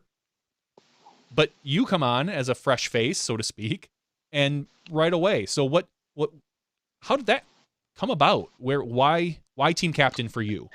That's been a question kind of going on social media, is why me, why not anybody else? And that's for my team, and us that's a personal thing that we came up with that decision. And with a company like Discraft, especially, I picture them as just this really classy, classic company who have made a bunch of right decisions. And for them to name me team captain, this isn't something that just happened. This is something that was discussed with a lot of people. And of course, Macbeth could be team captain. Of course, Nate Doss could be team captain. There's plenty of people on there. I bring up Brad Schick a lot, who's been an amazing player for a very long time, who's been with the company for a long time. And these are, this process isn't like all of a sudden this just happened. This is a discussion, and I'm the right person for the job. What does that job entail, you being the team captain? Yeah, so that's a good question. It's a lot of things. It's somebody that people can look up. I'm somebody people can look up to. I've had a pretty clean career. I've been, I've played more tournaments than almost anybody. So I know that aspect of it, and I've also been, around for a very, very long time. I think when people think of me, I don't think people realize that this is my 12th year as a professional and 12th year touring. I was there when, Discraft first sponsored me. And at that point, people didn't just get sponsored. And when we got sponsored, we got a few discs, which is funny. Now I'm negotiating with people who, are asking for money and things like that. And I'm thinking to myself, like, dude, when I first started, like, I got a handful of discs and I was pumped, just to be able to wear that logo on my back. That's the way it was back then. Mm-hmm. And I was around for that, and I've seen the game progress, and I've been, lucky enough to be on the forefront of a lot of movements in disc golf. With that comes a lot of experience. People can look to me for advice. I can help people when they're struggling. I've had lots of moments in my career where I've struggled, and I've had some successes as well. It also, allows other players to not maybe have that pressure on them, that maybe they don't have the time to do it or something like that, like Brad Schick or something like that. I'm here, I'm out there doing it. And,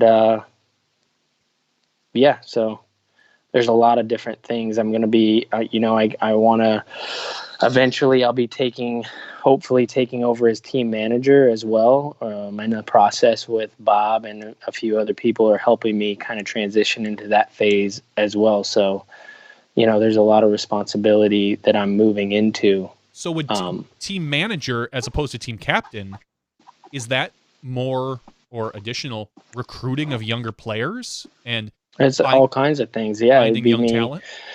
Yeah. It'd be people coming to me for what they need, and, filling out some orders for them or whatever entails, if they need help, if they, of course, recruiting. Absolutely.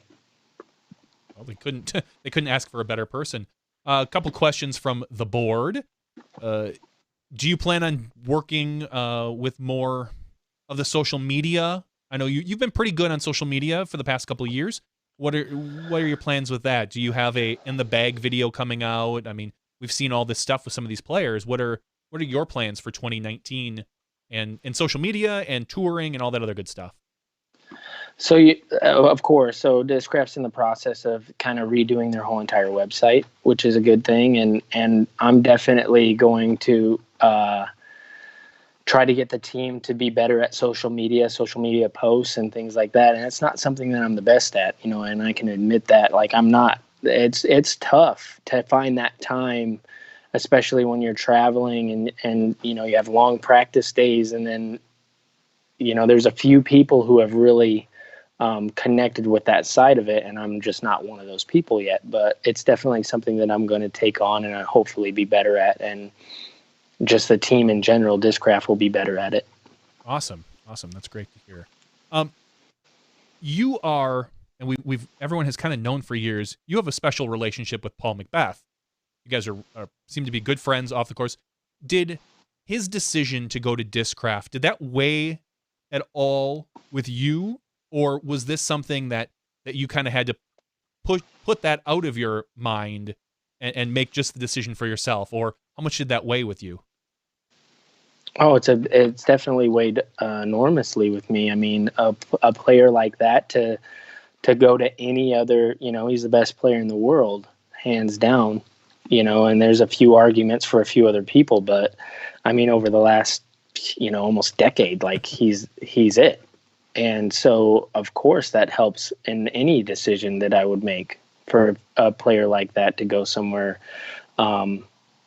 It's hard to do a lot of things alone, and we have a great team now. We've done some really good recruiting, and we've built a really, really strong team with a lot of good people, and I think that definitely has a lot to do with it. It makes my job easier. It makes, Paul's job easier to have good people behind him and things like that. So, as the team captain, do you get to order him around a little bit? Does he have to get you lunch? Oh yeah. He has to do everything I say, pretty much. Good. Yeah. I know.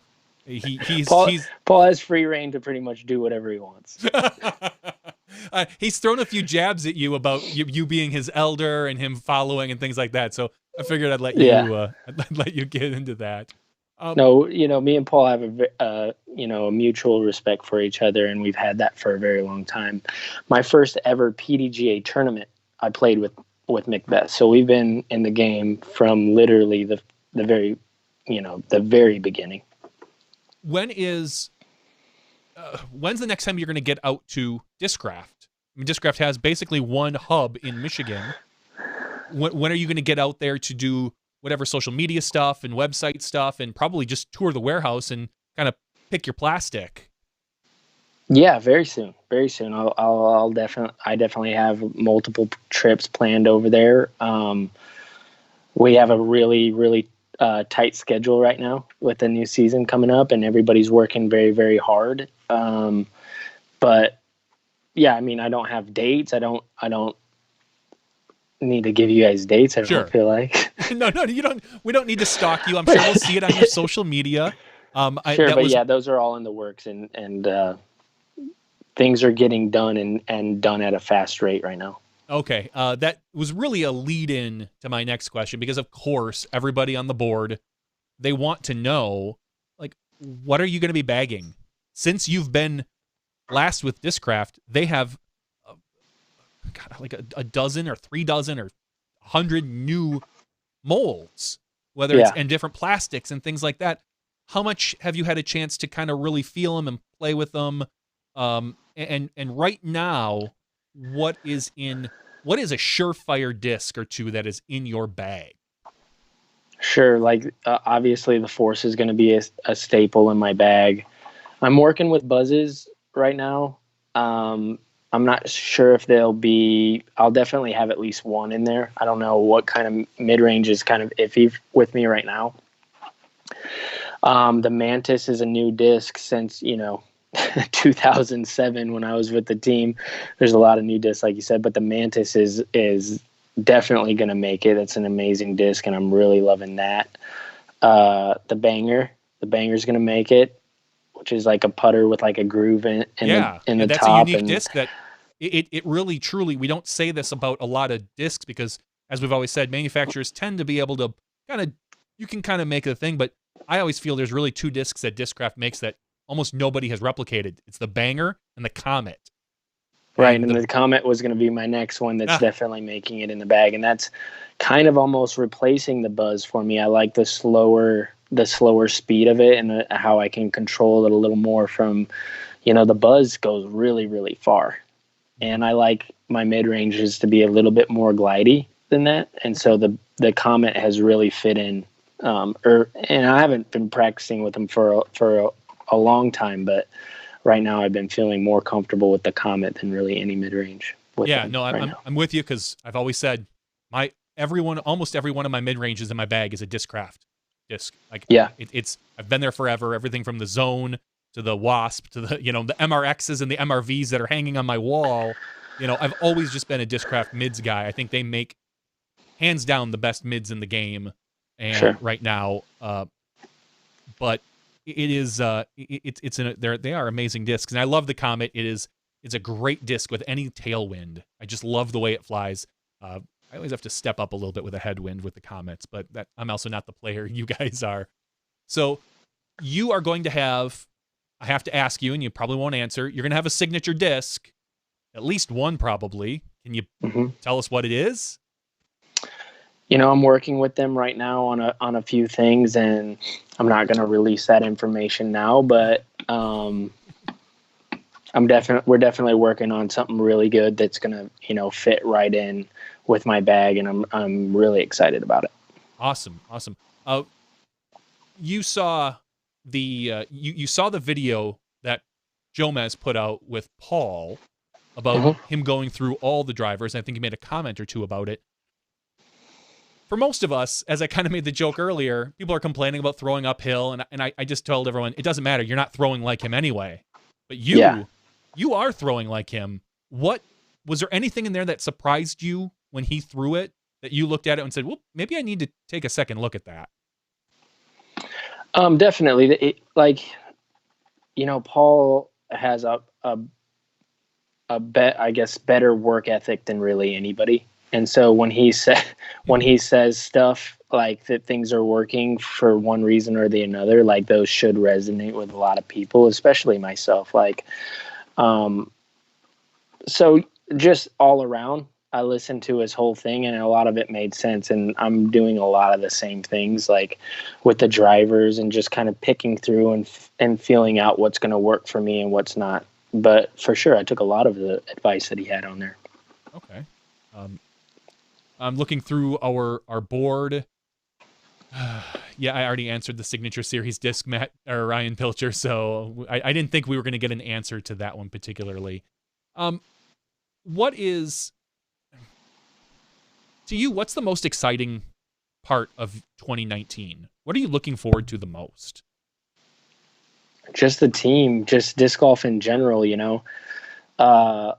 it's growing so fast, and just a lot of pieces are falling into place that I feel like are good for just the exposure of disc golf, the exposure of each player. And I love, one of the things that I loved about last year is, I made that small prediction that there were going to be different major winners and different big champions through the whole entire year, and that ended up being, very accurate. And it's going to be even more accurate this year. There's going to be a lot of different people taking titles, and I'm excited about that. It gets boring to watch all these people, like the Rickies and Pauls win every single time.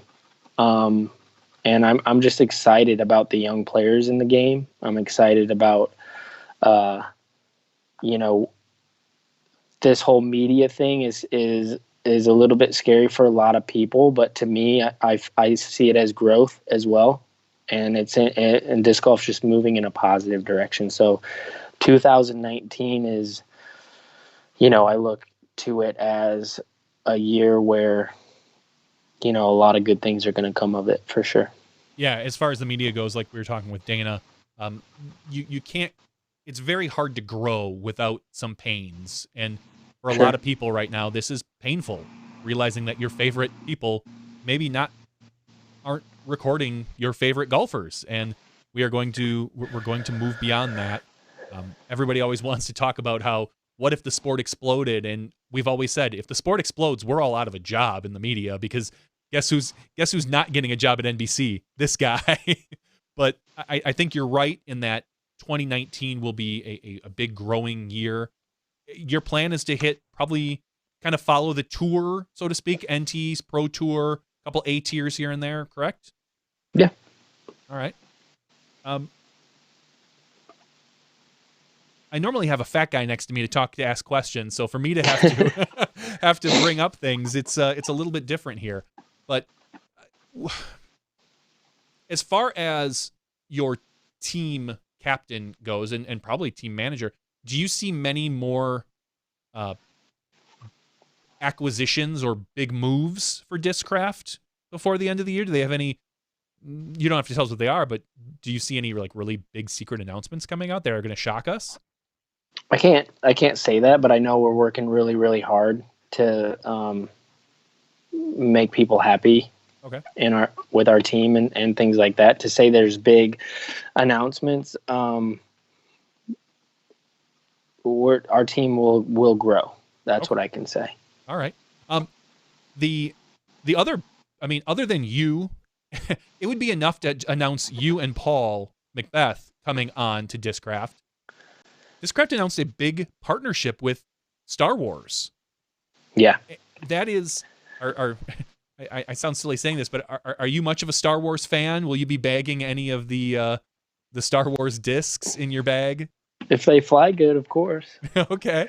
What do you see yourself most identifying with in the Star Wars lineup? Oh man. Are you more like a Chewbacca guy? Maybe R2D2? Yeah, I think so. Like I like those. What are those little guys? Help me out here. Like the Ewoks? Yeah, I like the Ewoks a lot. All yeah, right, those are Nub cool. Nub. Okay, we're gonna. Yeah, I might all right, that's bag good an to know. Ewok. As soon as we see an Ewok disc, we know it'll go in your bag. Yep. Someone asked, putters. What do you feel like right now is going to be your go-to putter for Discraft? And are you bringing anything out of the closet from 12 to 8 years ago? I have 2 discs that I'm bringing out that I held on to from all those years back. I have a Pulse that was like my favorite sidearm disc, and that's going straight into the bag. And then I have a Z Magnet, and it's a Z Magnet that I won AM Worlds with. So that will go back into the bag. Really, a Z Magnet? That's not. I wouldn't necessarily say that. More as for one of the more popular nostalgic reasons, you know. Yeah, no, I get it. So you can look at it and be like, oh, look at this. It just wasn't one of the big. Not a lot of people threw Z magnets. Most of the people that, like me, I was telling him earlier how I've had the same hard D magnets in my bag for 15 years. Literally, I'm finally kind of churning them out. But the Z magnet is a very unique disc. Do you feel like that's probably going to be your main putter, or is that going to be just more a bag filler for you, just something for you to look at? I'm going to find a place for it to where I want to make it something that I do throw a lot. I think it might be like my little upshot disc from like 100 feet or something, to where I always go to it or something. But it'll definitely have a big spot in my bag. I want to make sure that I do that. Okay, excellent. I don't have a heck of a lot more for you, Uli, because frankly, we just talked to you like 3 weeks ago, and I think you've answered. I'm going to see if there's anyone on the board here that wants to throw anything out at you. Do you have anything? Is there anything that we haven't covered? I know I haven't had a chance to listen to any of your other interviews, but what have I missed as an interviewer? What do you need to talk about? I think we could talk about some of the media stuff. I know you hit on it a lot with Dana but I definitely have a lot of opinions about that as well. All right. I think bring it on. a lot of I think a lot of people, a lot of professionals are siding with Jomez, and Smashbox and Central Coast and those types of things. But I wanted to remind everybody without the players, nobody really has anything, period. It starts with the players. After that, it's the tournaments, and then it's the media. It goes in that order, period. Mm-hmm. And you could almost say that without the tournament, the players have nothing. So it almost goes tournaments first. Yeah, the two. I always felt like the players and the event are symbiotic, just like an event and the media. Like you can't grow one without the other. Same thing with the players and an event. So when I see, different players kind of not really lashing out, but having very heavy opinions about not having Smashbox, Jomez, Central Coast at the Pro Tour, I kind of want to remind people that without the Pro Tour, we don't get paychecks. And Steve Dodge has done an amazing job since anything that he started in disc golf. You think of like Marshall Street turned into Vibram. Everybody goes to the Vibram. It's the spot. When I go to Europe and I talk to Europeans, they say, I want to make it to the Vibram, right? He's made this stop a premier event. From there, he made the Pro Tour, which is a big leap for him to take the time to do that. And it's not just him. There's a lot of pieces in place, right? But he still has done this, and so far the decisions that he's made have really helped the growth of the game, and it's given the media a platform to also video and do these things, along with the national tour and the majors. This eventually had to happen, really. And people will say, well, without Jomez, Central Coast, and Smashbox, like it wouldn't have happened as well, which is 100% true. But it would have. I'll say this: it would have still happened. It just would have been slower.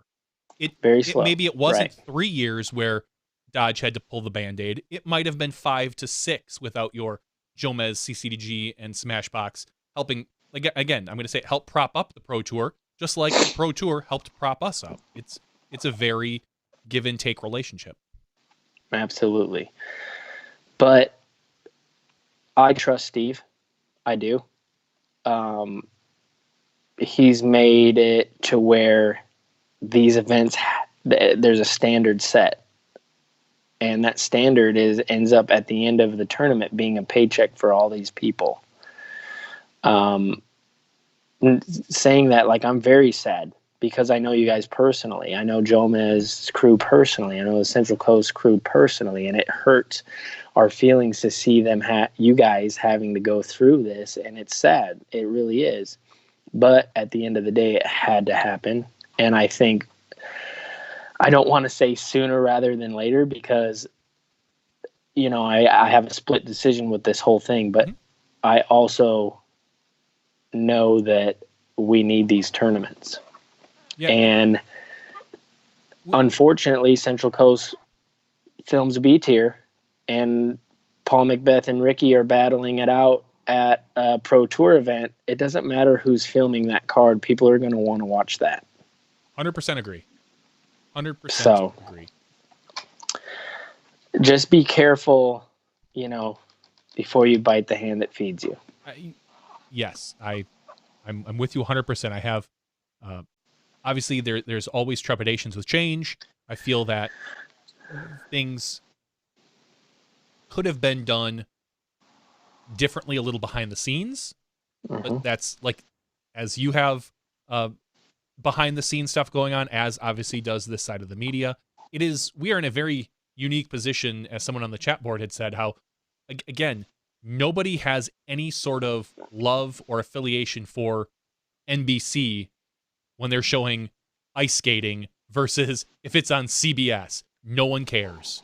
It's just on. It's just on. And we have become, the media has become, whether you're a Jomez follower or a CCG or a Smashbox follower, the media has become a personality, and we all have our thing. And it is very funny and unique to see these people really get behind us when, and we're very appreciative of it. Every one of us, we appreciate every fan we have, every Patreon supporter, every view is important.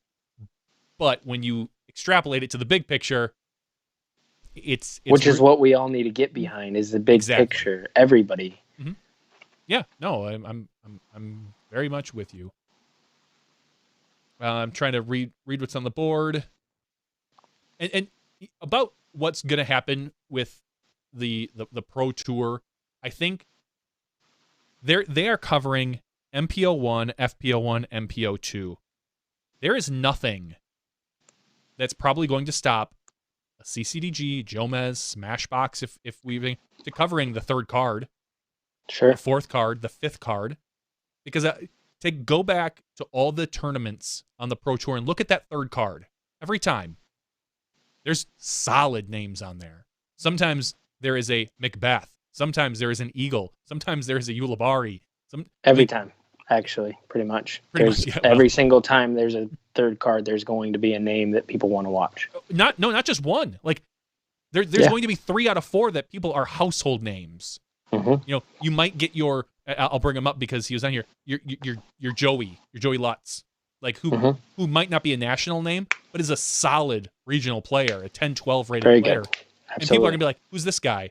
But ultimately, he's gonna go on there and be like, "Wow, he's impressive." They wouldn't be on the third card if they weren't. Most of the time, rarely do you see somebody that's a 950 or 960 rated golfer jump up to that third card. It happens. We all know everyone has their days, but it is. No one is stopping us from filming third card. There are going to be stipulations on what we do with that media. It's going to be, you're probably gonna have to hand a copy of it over to the Pro Tour. I've said for years that is a acceptable position to be in. I think every NT and everything a copy should be given over to the tournament director or the PDGA. So no one is being excluded, as some people are saying on the board. You are just not going to get the premium position, right? Because that is going to be held internally by Steve Dodge, and I'm fine with that. Mm-hmm. So let's see here. Anything else? Will we get paid to cover the third and fourth card? No. Well, we'll need that's all. That's all. Again, they didn't. Jomez didn't get paid to cover the first card, or CCDG didn't get paid to cover the first card. It's funny. You think about different sports like the PGA Tour, like. ABC sponsors the event so that they can film it. Like they pay that event to film that. Yeah. Like there's a contract, usually some sort of year-long contract or yearly contract that they work with this stuff. And we are in a reverse world where we expect people to pay the media to show up when everywhere else we have every other sport, the media pays to film the event. They have the rights. Now, we are also in a unique position because of how the sponsors can control a lot of events, which is different than in a lot of places. I mean, Coca-Cola might be a sponsor of your pack. That might be the sole drink of Lambeau Field. But if Pepsi wants to sponsor the coverage, you're going to see Pepsi commercials. Coke is not going to block them. We are in a unique position that way where the Memorial is a Discraft sponsored event. They don't want other manufacturers coming in with the media and being the sole thing. So there are, again, it's all part of that big fat growing pains. It's going to be an interesting next couple of years for media wise. Absolutely. When does disc golf get into gambling? Uli, do you gamble much? Here and there, for sure. Here and there. Are you? I know you're obviously a big sports fan. We see people like Ricky and Simon, just to name a few. I know those two. They don't mind their visits to Vegas when the tour rolls through there. Do you join them at all, or do you kind of just? Is your funny bone itched a different way? No, I definitely lean towards that side for sure. I'm a big sports fan, man, and I play a lot of fantasy football, which is gambling as well. You put an entry fee and you play the whole entire year. Like I'm a big fan of that. I tried fantasy baseball this year. I watch almost every NBA game that I can possibly watch, like all across the board. I'm just a sports fan in general. So I've been known to play poker tournaments, things like that, host poker games and stuff. So I enjoy all of that. The competition, man, I love it. All right, so we'll talk about your particular team for football. That's the one I know most about is the Steelers. You are a big Steelers fan. What is? Well, first I'll ask. There's a little, or maybe it's not little known, fantasy football group within the pros. Correct? You guys have a little. We have a couple. You have a There's couple. a couple out there. I only know about one. How are you doing? Are you? This is our first week. If you're playing in a smart league, this is the first week of the playoffs. We're going to week 14, 15, and 16 here. Did you make the playoffs in most of your leagues or not? Of course, I made the playoffs. Okay. Well, I don't know. Maybe, come on, man. Maybe you drafted Kareem Hunt and you got knocked out like I just did. I got knocked out of the playoffs, and I'll drop a name for you guys. Avery Jenkins knocked me out of the playoffs first round. Last year? Today or yesterday, I got eliminated from our playoffs. Ah, Avery, killing it. Ouch. Moving forward for next week, I have another matchup between Nate Sexton, and that's I think that in that fantasy league, it's a 2-week playoff. So we'll be battling it out for 2 straight weeks to get to the next round. If and I'm just throwing this out there, I personally have no ill will towards the man. But if you do want another reason to hate on Steve Dodge, he was one of those fantasy football players that didn't put in a lineup for like the last 4 or 5 weeks. His final lineup, I beat him on the last game of the year to make it to solidify me into the playoffs. He started Des Bryant and I think Kareem Hunt. Nice. Those are good starts. Oh God, yeah. I crushed on him, so it made me feel. It warmed my heart a little bit to make it into the playoffs. He messed over a couple other people because in the beginning of the year he beat 3 or 4 people that didn't make the playoffs that would have had they not. So nice. Yeah, this I think last or 2 weeks ago I eliminated Ricky Wysocki from making it into the playoffs or having a chance. So that was a nice feeling since I had only won like 3 games in that the whole season. How much trash talking is there during? You kind of don't look at the lineup, and then I saw I was playing Ricky, and I just started all my good players, just to eliminate them, and then I got lucky. So how much trash talk is there from like September? I mean, there's only a few events, September and October, really. Are you guys pretty active in the trash talking arena? Oh yeah, you kidding me? Good. That's the one thing that our media, we have a media league now where all the guys in the media are getting together. There's not enough of yet.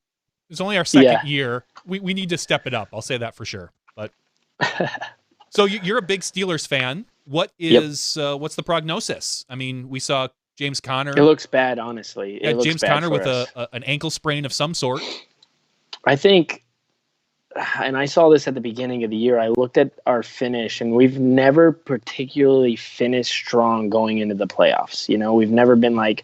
I think one year we got eliminated by the Browns from the playoffs. Like, it was just ridiculous, and then it's just been like that trend. And then I looked at our, we had a great start, and then we just lost to the Broncos and then the Chargers. And I fear that we won't even make the playoffs, honestly, with how things are kind of trending. We have Oakland this weekend, which should be a win. I mean, if we don't beat Oakland, like, you quit, just pack it up. Like take your 6 or 7 year. Super Bowls and just leave the league, join the arena league. You're done.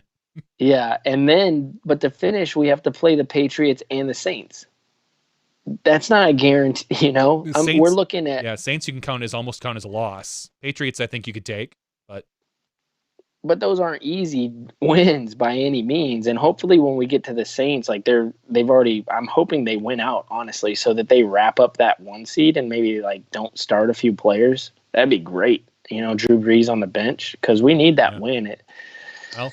If we make the playoffs, I'd be stoked. It looks like we're going to. I mean, we have 8 wins. We need one, hopefully another win this weekend, and then we're at 9. If we finish 9-7, I think it would be, or 9-6-1, like that should be a playoff spot. But Bell hurt us. Like, that was just terrible. Tomlin, our coach, I've never been a fan. He's he's a very unique personality. He's very much a hardliner.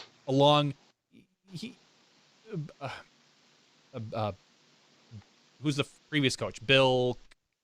Not Callaway. Cower. Bill Cower.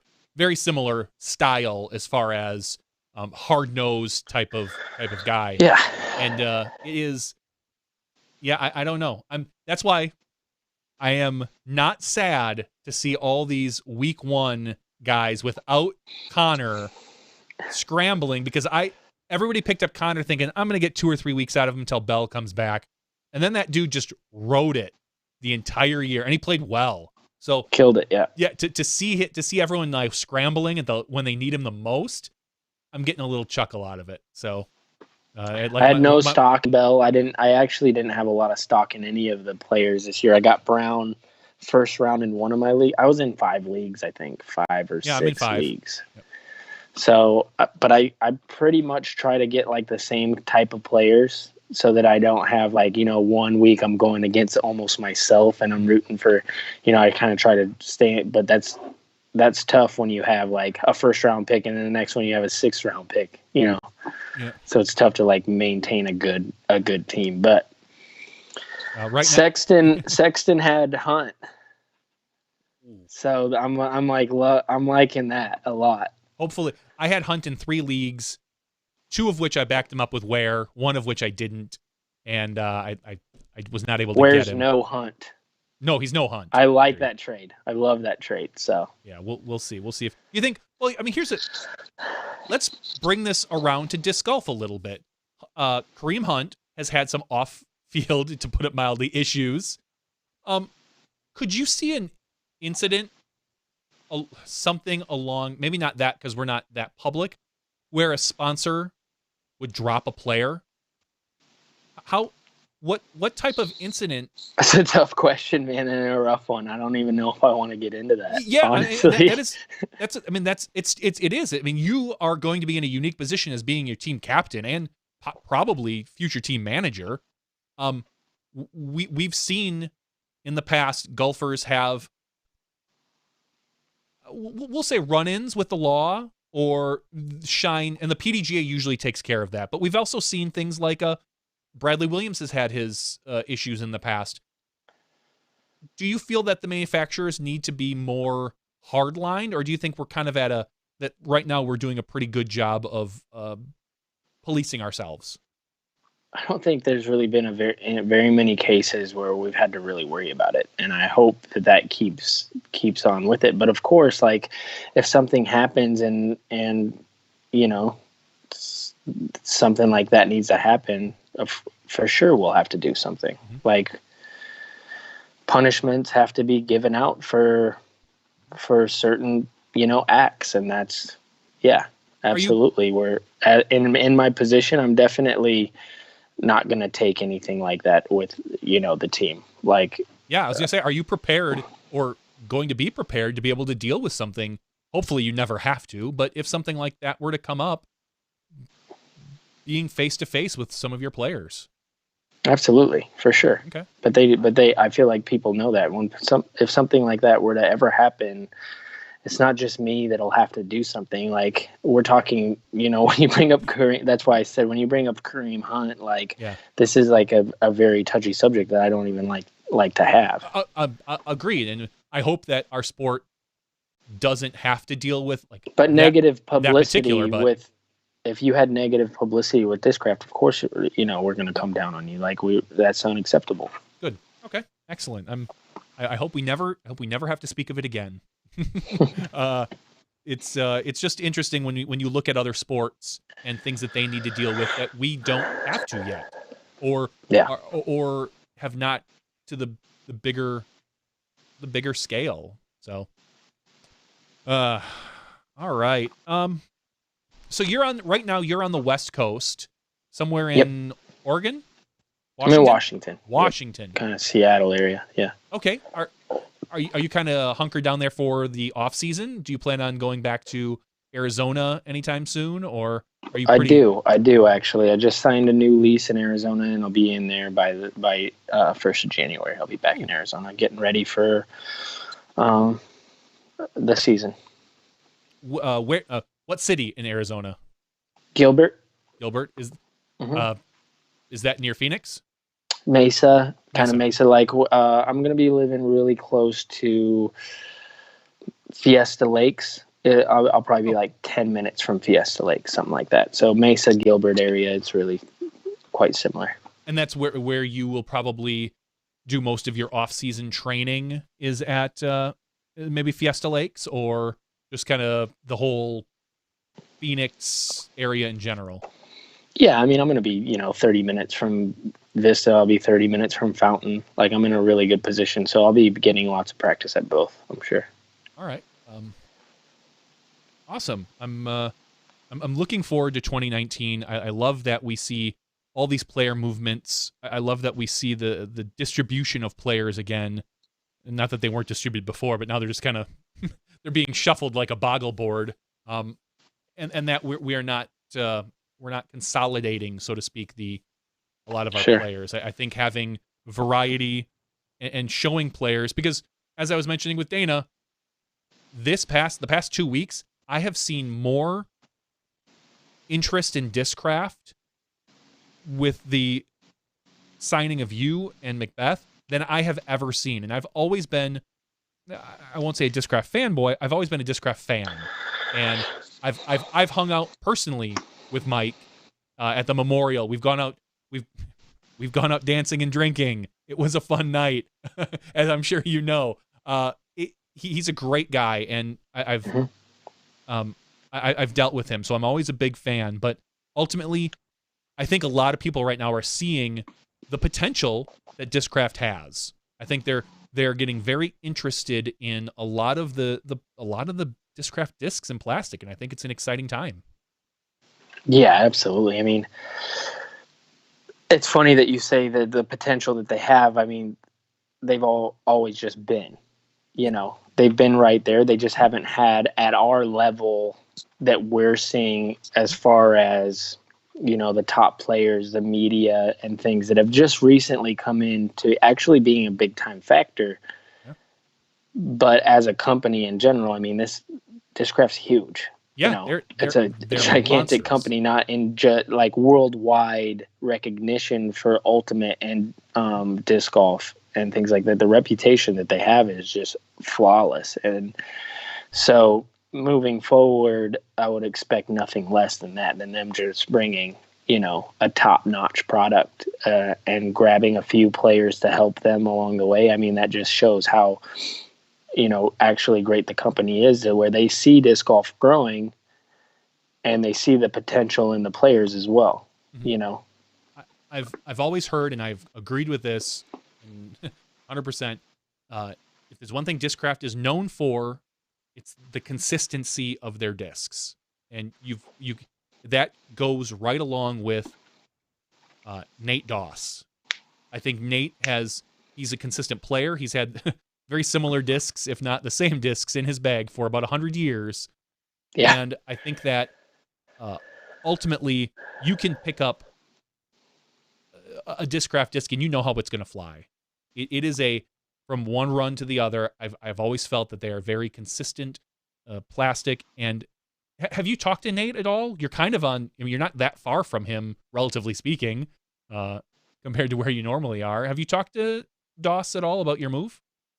Oh, yeah, for sure. I've talked to Nate a few times, and he's been on board with everything going on with Paul and myself, and just the team movement and things like that. And he's got his stuff going with Bevel, which we all just wish him the best, and hopefully sooner rather than later he'll be back out, playing great disc golf. But it's good to see him, kind of paving a new way in his life, and he's going to be super successful with whatever he does. That's just the kind of person but that's the kind of couple that they are, him and Val. So I don't know. I think he's probably, I would assume he's probably going to play the Portland area events, hopefully, maybe the Memorial, but I don't even know.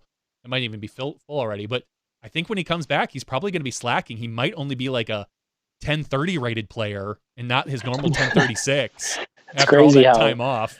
Yeah, it's really impressive to me how consistent he's been over his career with from the outward eye seems like very little practice.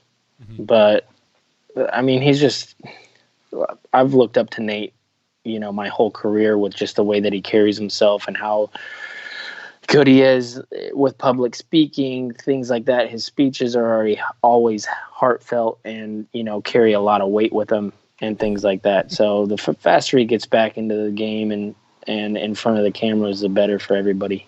I 100% agree. And I don't know if that's going to be anytime soon. I think we might have a little DOS drought for the next 2 years, but I do feel that he's going to start stepping back in at some point and probably be as close to what he was.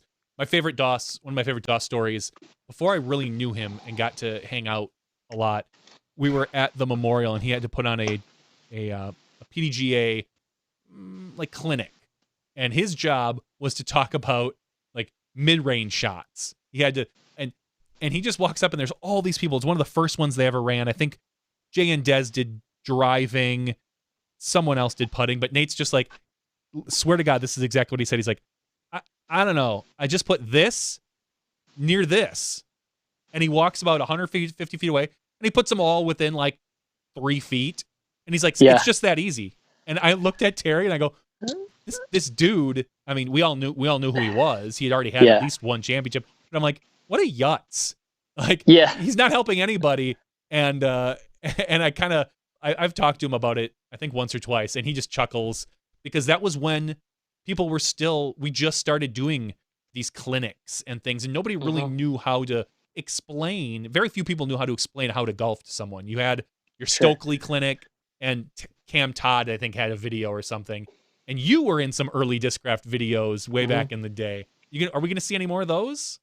Oh, for sure. We got a lot of stuff planned, and hopefully some more tutorials with people. And we definitely have those in the works right now. So I want to see a shot for shot remake with like you and Dion together. Like go out to the toboggan and try to find as similar as close as you can find from those old videos, and just let's do a shot for shot remake on that, and we'll just update it. Yeah, that'd be funny. All right. Is there anything else you would love to talk about before we get going here? I'm gonna let you go. And unless there's more. You talked about the media. Is there any other subjects that you want to enlighten us with? No, I'm just excited about 2019.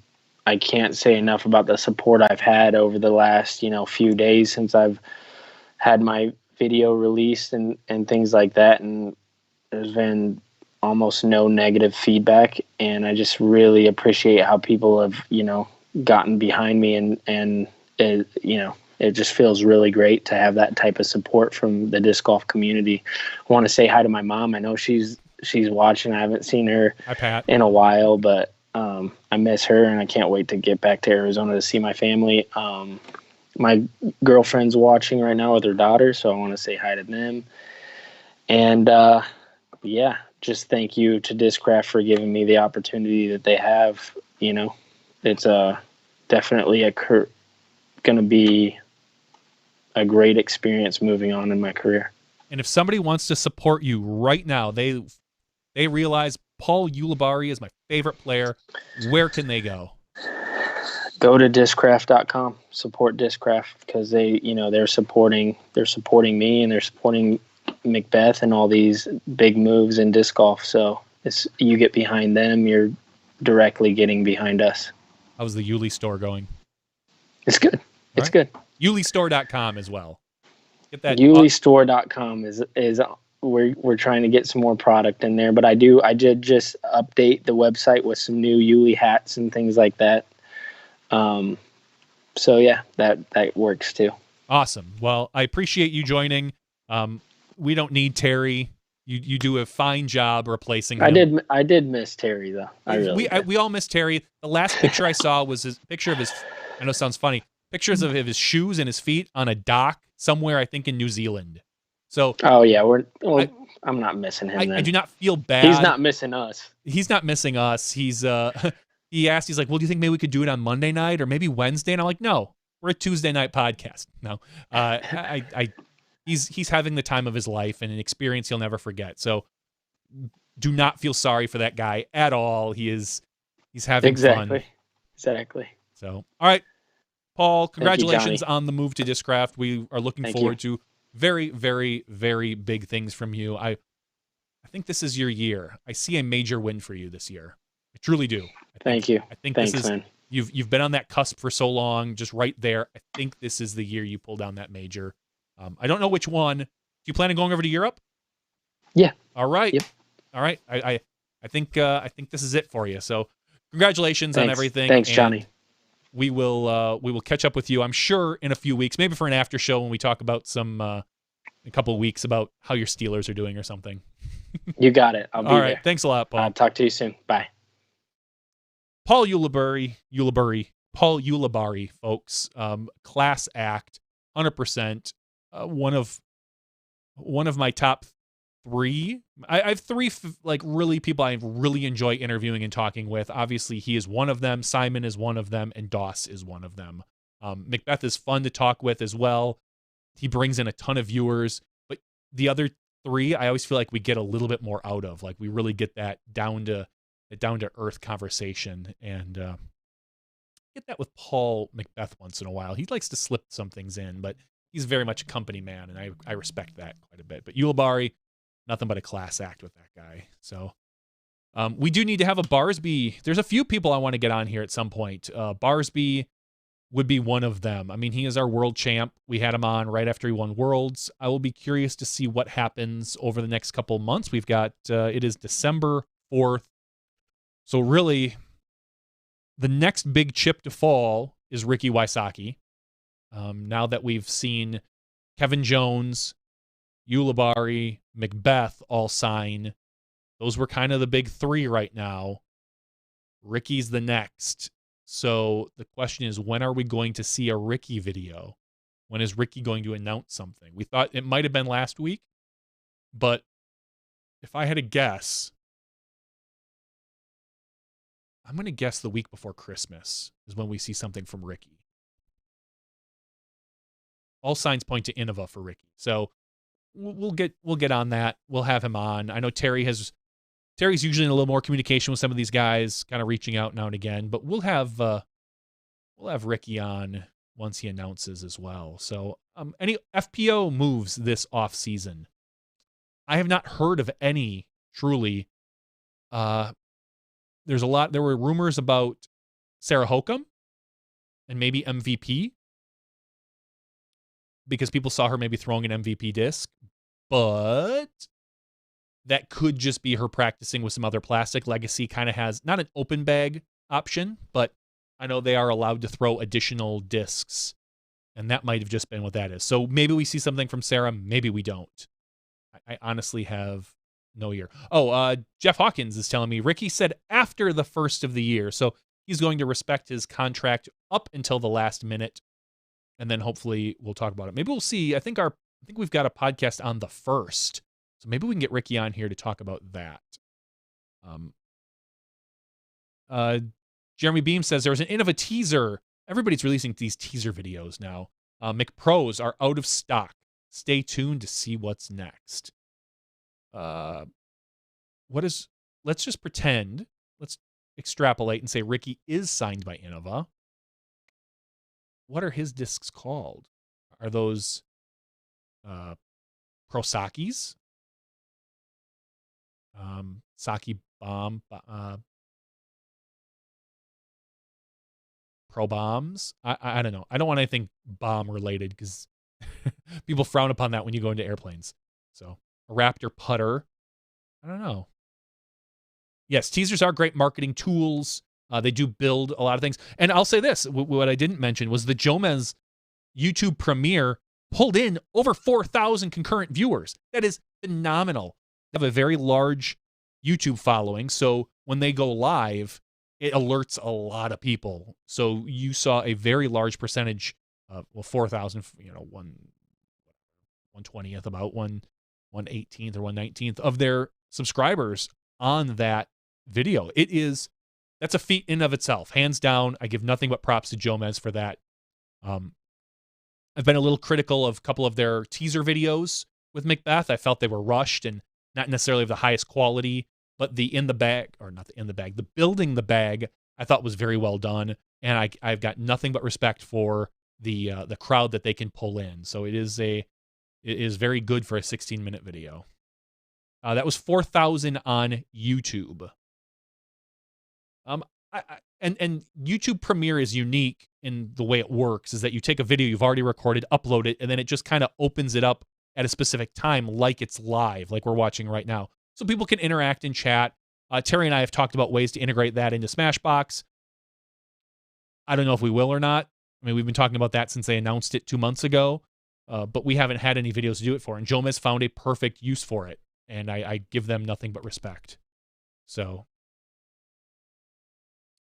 Cool One says, JVD, I know you have a day job. Shout out to my day job, IT manager. But Terry relies on disc golf. That's what hurts about this Smashbox news. Terry will get by with or without the Pro Tour. Just because Smashbox isn't doing Pro Tour stuff doesn't necessarily mean Terry will not be part of the Pro Tour somehow. Whether that's filming a third card, whether that's going there and doing some other sort of stuff, or not going there and doing other videos for other events. Everything is open right now. I'm not going to rule out Terry being part of some Pro Tour stuff. And I don't blame him. I told him and I have known each other since we were 15. So 25 years. Because we're old. And I said, guess what? I have a full-time job. Smashbox is a side gig. I love it. I would do this as a primary gig in a heartbeat if I could make it work financially. But Terry does not have a full-time job. And I said, hey, whatever you can do, if you need to make ends meet, and it's a paycheck, and it's a good paycheck, and it's something you want to do, please go ahead and do it. Don't let me hold you back or any sort of alliance. I want him to do what's best for him. And so if you see him on the Pro Tour, know that it's not like he's betraying Smashbox or me. He's doing it for himself, and because he loves disc golf. He loves it. It's the one thing that I've known about him since we were young, and he should do what makes him happy and what's going to help him build a resume. Even though he's 40, I think his resume is pretty well built. I would almost go as far as say he's a Hall of Fame person in a few years. But ultimately, he is. He could do work for the Pro Tour. I don't know. He's been in Australia for 3 weeks, and so a lot of this media stuff, we haven't had a really good chance to communicate. What else is on the board here? I think I'm going to forego an after show, but I am going to do a Patreon drawing. So I'm going to do a Patreon drawing here pretty soon. We will bring in a. Let's see if I can do this here. Let's put that up. Boom. So this is.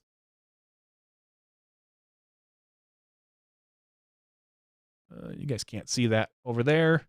So I'm going to maybe squeeze it in a little bit. What I'm doing right now is just kind of bringing in what looks like. There we go. Bam.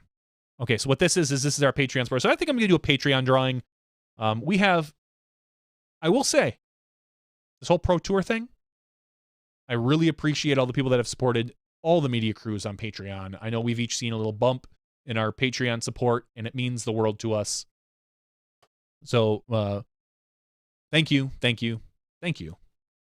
I can't say it anymore. But let's do a Patreon drawing for something of Terry's. I like to give away Terry's stuff. Let's do a disc. Hopefully, I'll tell Terry it's going to be a Discraft disc, because seeing as how we had Paul Ulibarri on tonight, we'll have some sort of Discraft disc that I'll make Terry dig out of some storage. I'm really hoping that Paul can drive up some of the costs of my old plastic. I got a stack of first run buzzes like this. I think I got about 10 of them just sitting there. Maybe 8, and then a bunch of 10-year buzzes and some old bar stamp buzzes. I got a whole bunch of them just sitting there because I love them. I love to throw them, and they're collecting dust right now.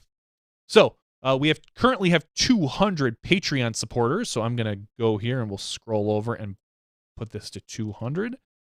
And we will generate a random number. Let's go with two, because there are two Pauls. So the second number I draw is going to get that on the screen here. The second number I draw will be our Patreon number that we select. So not 118, but number 1. Never seen that before. Number 1. Adam Lawrence. Congratulations, Adam. You are the top person on the list. Number 1. Adam, I'll reach out to you via some sort of Patreon email I have, and we will make sure that is on your way so that we can get that to you. So congratulations, Adam Lawrence. I much appreciated for the support, the Patreon support. I agree. So number 1, kind of crazy. Terry, the disc golf guy. He's on the chat board. He's attempting to get through customs in New Zealand. Well, Terry knows how to reach out via Skype and things like that. If he ever wanted to, it would be fine.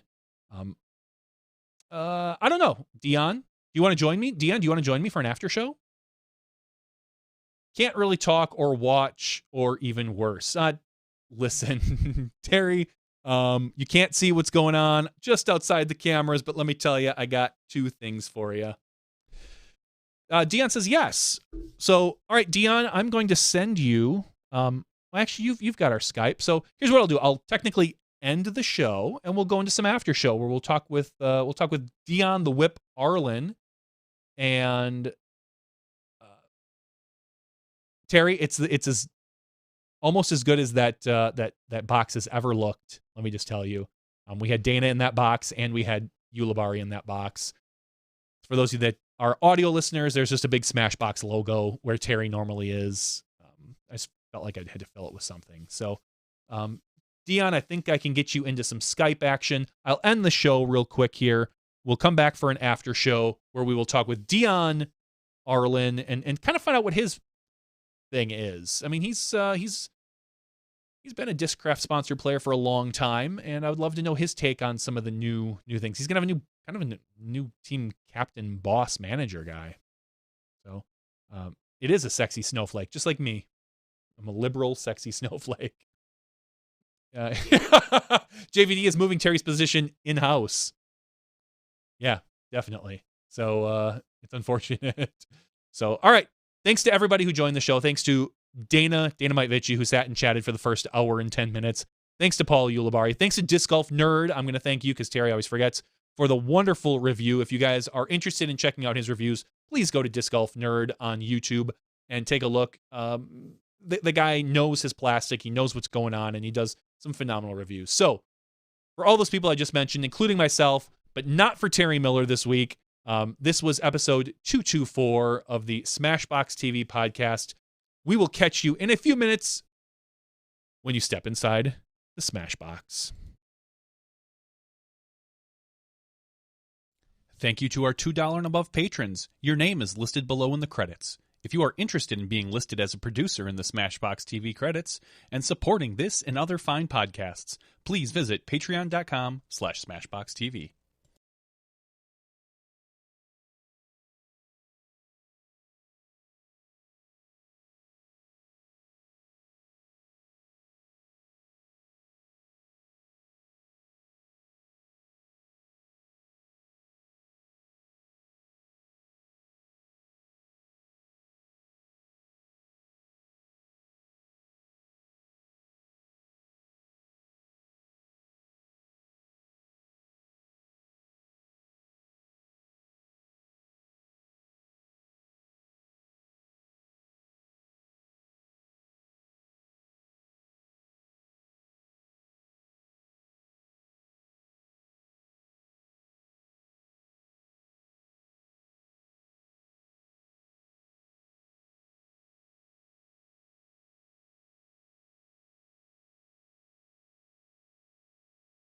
Hello, everyone, and welcome to SmashBoxx episode 224 After Show! Just doesn't have the same ring without Terry. I'm not going to lie. I miss my buddy. Terry and I, whether you like it or not, whether our wives like it or not, we talk almost every day. Honestly. Without the podcast, I thought with the podcast we would probably talk less and we'd save it more for the podcast, but we still talk almost every day. And for the past couple of weeks, I've only really spoken with him every couple days. So it's kind of a very unique situation for both of us. I'm very happy he's kind of doing his thing over in Auckland, over in the New Zealand area. But ultimately, we'll see exactly. It is a bromance. Like I said, I think I met Terry when we were 14. We went to junior high, middle school, as some would call it, together. Yeah, Luke, you stole him from me. Yeah, he'll be back. I'm not too worried. He always comes crawling back. Yeah, we knew each other in middle school.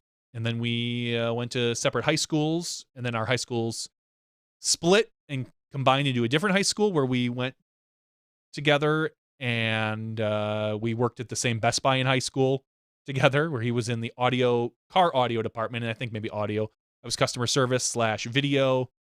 Then we went to college at the same college where we actually ended up becoming closer friends. We kind of just knew each other other than that. And he's really the one who introduced me to disc golf. And so I've known him for a very long time. And he is, we were each other's best men at our weddings and all that other fun stuff that goes with knowing someone for 25 plus years. So Dion, it looks like I've chatted with you just over a year ago. And on Skype. So if you're available, let me see here. I can look. We can get you on. If you don't want to do Skype, we have other options that we bring in, like we bring in Dana. I'm going to accept that. And we can make something work. So I'm hoping to catch up tonight with Dion Arlyn. We'll find out. Now, yeah, Jeff Hawkins says now we hang out in our basement together. Kind of weird. But not so much. We're here for you. I'm out of Knob Creek officially. I tapped the bottle out tonight, and so I'm gonna have to get some new stuff. We'll see what I'm gonna get. Any suggestions for a good whiskey or bourbon that I should pick up? Please put them in the chat board. I will be happy to oblige. One of the things that I do want to talk about, and I want some input from. Oh, here's Dion. All right. One of the things I would like and some input from is, Dion, turn your stuff sideways. That's always better. And we can bring Dion in. We are going to be, or I would like to do a broadcast on Thursday nights at the DD Marksman League. I'd love to know what people think. And if they bother tuning in to watch people, you have no idea who they are other than me, Putt. And what we can do to make it more appealing. I don't know how many guests we're going to have. I don't even know the environment yet. I'm still kind of working that out. But ultimately, put some feedback in the chat board. Without any further ado, it's been over a year. The man, the myth, the legend, the guy who appeared in some of those old Discraft videos showing everybody how to throw. Specifically, was that the toboggan you threw that monster uphill shot with? Yeah, uphill toboggan. Scott Papa? Or was that with... That was even before me. That was Uli and Robbie Bratton. That was Bratton, and that's right. I think even Barsby. But I was at that same site and for just the clinic, the video clinic on that same hole I was practicing on. Well, welcome back to the show. We're happy, obviously, as always, to have you. It's been a quick minute. I guess the first question I'm going to ask is maybe I don't know. And I can't check their website right now. Are you still technically sponsored by Discraft? Technically, I would say yes. I'm on the ambassador team on the website. Okay. Even more technically, no. And at the beginning of the year, I got an email from Bob, the team manager, and he's like, "Hey, I see you don't really get to play tournaments all that much. I'm not going to send you the team packet, the team sponsorship packet. But of course, if you ever need anything, just let us know." And once I saw a lot of the, swirly ESP stuff coming out and I wanted to try it, I just shot him an email and got a box of discs sent my way to practice with. So, they hook it up, and Discraft is absolutely family. Yeah. That is the consistent theme that you hear. And you hear that about a lot of disc golf companies in general. But you hear that about Discraft quite a bit, that family is the word that they use, that they treat the players, your Doss, your Yuli, the guys that, some of your, I'll say, your old school guys, but these are the ones that everyone knows right now. They treat them like family, that they are part of the Discraft club, so to speak. So what is, you saw the swirly stuff and you wanted to get your hands on it. Are you going to be more active this year? Is that the plan, or? Absolutely. That was my plan, regardless of what happened as far as all the big news with Paul and Paul. My daughter is going to be 3 at the end of the month. I'll have a son born at the end of January. We just moved from one kind of small living situation to a little bit more larger living situation. So I have a garage where I'll get to convert that to my office, where I hope to do more on social media, write articles, post a blog, stuff like that. So my hope is to be more active, and I played pretty good this year. I got a handful of events in. My rating went up to 1020, and I just want to kind of keep that momentum going. That's great. I think I saw you on a CCDG video with, I forget who it was with, but I do recall seeing you. Scott Withers. What was that? Scott Withers. Scott Withers, yes. And did you make a Jomez Final 9 as well? Yeah, that was the Sexton Shootout, Jomez Final 9 at Adair in Corvallis, where Nate, and I used to play. And so it was really fun to go back and see him. Hadn't seen him all year. So I got to hang out with him and his brother Colin, who's a good friend of mine, and play on Jomez. So that was pretty fun. Probably awesome. The most fun part of that weekend was the spike ball battle between the Jomez crew and me and Colin. So that was pretty fun. Did you come out on top, or did they beat you? It was Nate and I guess Jonathan. Yeah, were the team against me and Colin, and Nate is a serious competitor, so it's hard to beat him in anything. Yeah, well, he's Mr. Consistent. That's what everyone says. Yep. So, yep. So you're converting an outside garage to like a work area, studio. For what? Like for your full-time regular job, or more for disc golf stuff? Just for disc golf stuff. My living situation over the past year had been kind of tricky. We left Oregon, and we had just moved up to Washington when you had me on last time. I was living with my in-laws, which was kind of tough. Great family, but we were just in a one-bedroom, kind of situation. And my wife then found a job working as a live-in nanny. So we lived on site in kind of like a mother-in-law suite for the last 10 months or so. And now we are in a 2-bedroom duplex with, just feels like a nice regular house situation for us. And with space in the garage, I'd kind of been missing the me time. I'd come home, I'd help watch the kids. Good luck with that with 2 kids. The me time leaves. Yeah, well, I'm going from watching 4 kids to 2. So, all right, well, there's perspective. I think Dixon Jowers made a post on one of his things asking about shower curtain, not shower curtain, but the rugs, the shower rugs. I'm sorry. When you step out, do you dry off before you get out, or do you wait till you get out and then dry off on the rug? And I said, as a dad of 2 young kids, you spend the time in the shower because it's one of the few times you get to yourself. Because the minute I step out of that shower or turn that water off, that bathroom is fair game for almost anybody just to come barging in. And that's so fun.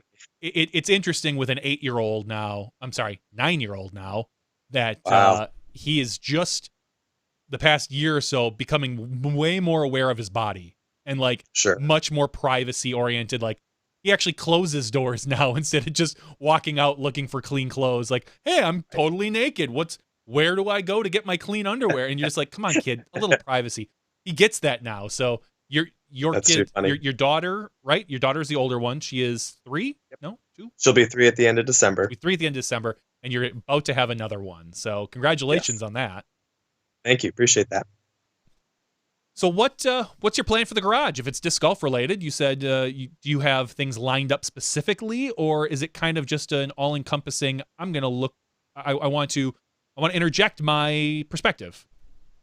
I'd say that's probably the overall theme. I didn't have a space to do any writing, which I like to do. I didn't have any space to just kind of record goofy little videos like this, where I could just be talking into the camera and just, hey, wow, Paul switched. Here's what I think he's going to throw. So random stuff like that. And I'd love to just find a way to be more active in disc golf if I'm not able to compete in as many tournaments as I'd like to. At least I can maybe still be a part of the scene with my experience and perspective.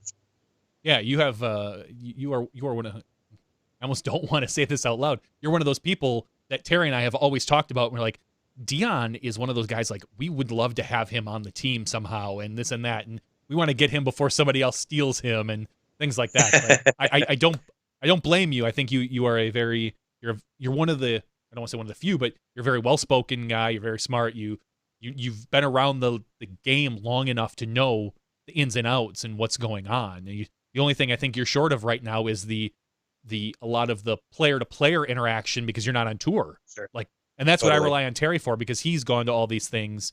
And, you know, I joked with Uli, like, I don't normally interview. I'm normally kind of interject and do this stuff, but thankfully tonight was Uli, and I do have a pretty good relationship with him, so it's fun to catch up like I would if we were just sitting out at an event. So what are your, I guess I'm going to say, like, what are your plans for 2019? Do you, how much touring do you plan on doing? How much of this social media stuff? Sure. So I was excited to see, you know, Beaver State Fling Portland Open in the same kind of time frame. So maybe get a 2-for-1, you know, when the tour is in town there. My credit union that I work for, I'm in the training department of, is acquiring another financial institution this year, and that was very recently announced. So I think I was kind of on the outset expecting to have pretty much all weekends and kind of a freer calendar than not. But with the acquisition just being announced, kind of called into jeopardy some of the weekends that I was hoping to take off. So we'll kind of see what that means as far as how many events I can actually participate in. But I think I got about 6 or 7 events this year, had a couple podium finishes. I think I just need to find 1 or 2 wins out there and kind of get momentum going. And if it's not something where I can make a big stop this year or hit up an NT outside of like maybe the BSF, then I would hope to at least get maybe an NT or Disc Golf Pro Tour in 2020. Okay. That's so. How much do you get to play these days in general? And where do you see what's the rusty part of your game? Where do you look and say, man, 10 years ago, I was really good at this and I really need to get back there? Sure. Putting has always been the thing that's been a challenge for me anyways, as just far as consistency goes. Off the tee, you know, I'm as proficient as I've ever been with my backhand. I still heavily rely on the forehand. I think if you watched, it was Fair Good Open, I think I was on for CCGT. I'll just mess up that acronym as much as I can. Yeah. Is there a Z in there? Is there a Z in that one? But I, you know, was throwing the forehand drone on the majority of the holes, which is kind of my comfort zone. But my backhand, as far as distance and accuracy on the open courses, was very proficient. It's really just about putting consistency with me. Okay. So you've seen these moves now with Paul and Paul, and I mean, I'll even say, I don't want to call it a move for Nate Doss, but it kind of is. It's just a move in the other direction, away from the sport, so to speak. What's your general take, being part of the Discraft family, as to how things are, how Discraft is? Look at that. Yeah, it's 9:44 there. You should be in bed, little girl. That's what I've been telling her for the last hour. I know. Are you going to go to bed? No. Oh, you should she go to, says no. Trust me. What's your favorite thing to watch? What do you like to watch on TV? We're watching Shrek right now. That's helping her fall asleep. Oh, that's good. Yeah, the donkey is very funny. I like Shrek.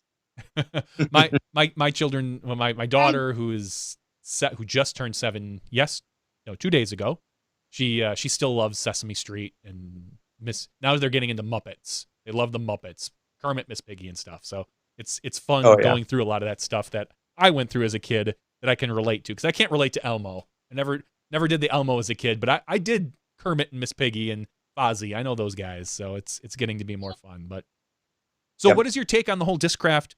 I almost want to call it a revival in the disc golf aspect, because they seem to have been such an underdog. They were always the number 2, regardless of what anyone else said or thought, but they were very much overshadowed by a couple of the other companies social media wise, player wise? How do you feel that this is going for them? For sure. So first off, I'm super excited about all of the amazing stuff that Discraft is doing. I'll kind of take you through my perspective as far as kind of the history of what led up to this, plus just my reaction as a fan of the sport when the rumblings of the movement were happening. So when I was with Discraft in 2011, it was when I was really on tour. I got to kind of hang out and meet Mike Wagner and kind of build that relationship. And I could kind of see he wanted big things for Discraft at that time. And then you had the Prodigy movement. And I think Discraft on the whole just felt kind of like maybe now's not the time. We had a lot of players kind of leave, and, disc golf wasn't their biggest section of business. So it was kind of like, well, we wanted to put a lot into this, and now the interest in our company, as far as from the player's perspective, isn't there. Kind of, I don't want to say burned, but just because kind of like bad taste in their mouth for just as far as kind of the player experience went. Discraft, I think, values loyalty, which I think is a big reason why the family aspect is so strong there. You have players like Doss who've been with them forever. If you look at the roster on the website, it's players that have been there for a very long time. So as the sport continued to grow, now that there's a lot more media and growth and interest there, I think Discraft was kind of like, all right, this is it. It's our time to strike. The sport's primed, ready to blow. And by getting Macbeth and having Uli help organize and orchestrate, that movement on the team, just makes it like now they can really make a big push and really solidify themselves, certainly as the second biggest, if not soon to be the biggest sponsor in disc golf. Yeah, that's a really interesting, and unfortunately, I don't know if anyone truly knows other than the manufacturer, than the owners, but the perspective is that Innova is, X number of times bigger than Discraft and Sure. and bigger than, every other manufacturer. I don't necessarily know if that's true, because as we've all said, Discraft owns Ultimate. Just owns it. Period. There's the Innova. I laughed out loud, and I feel bad saying this.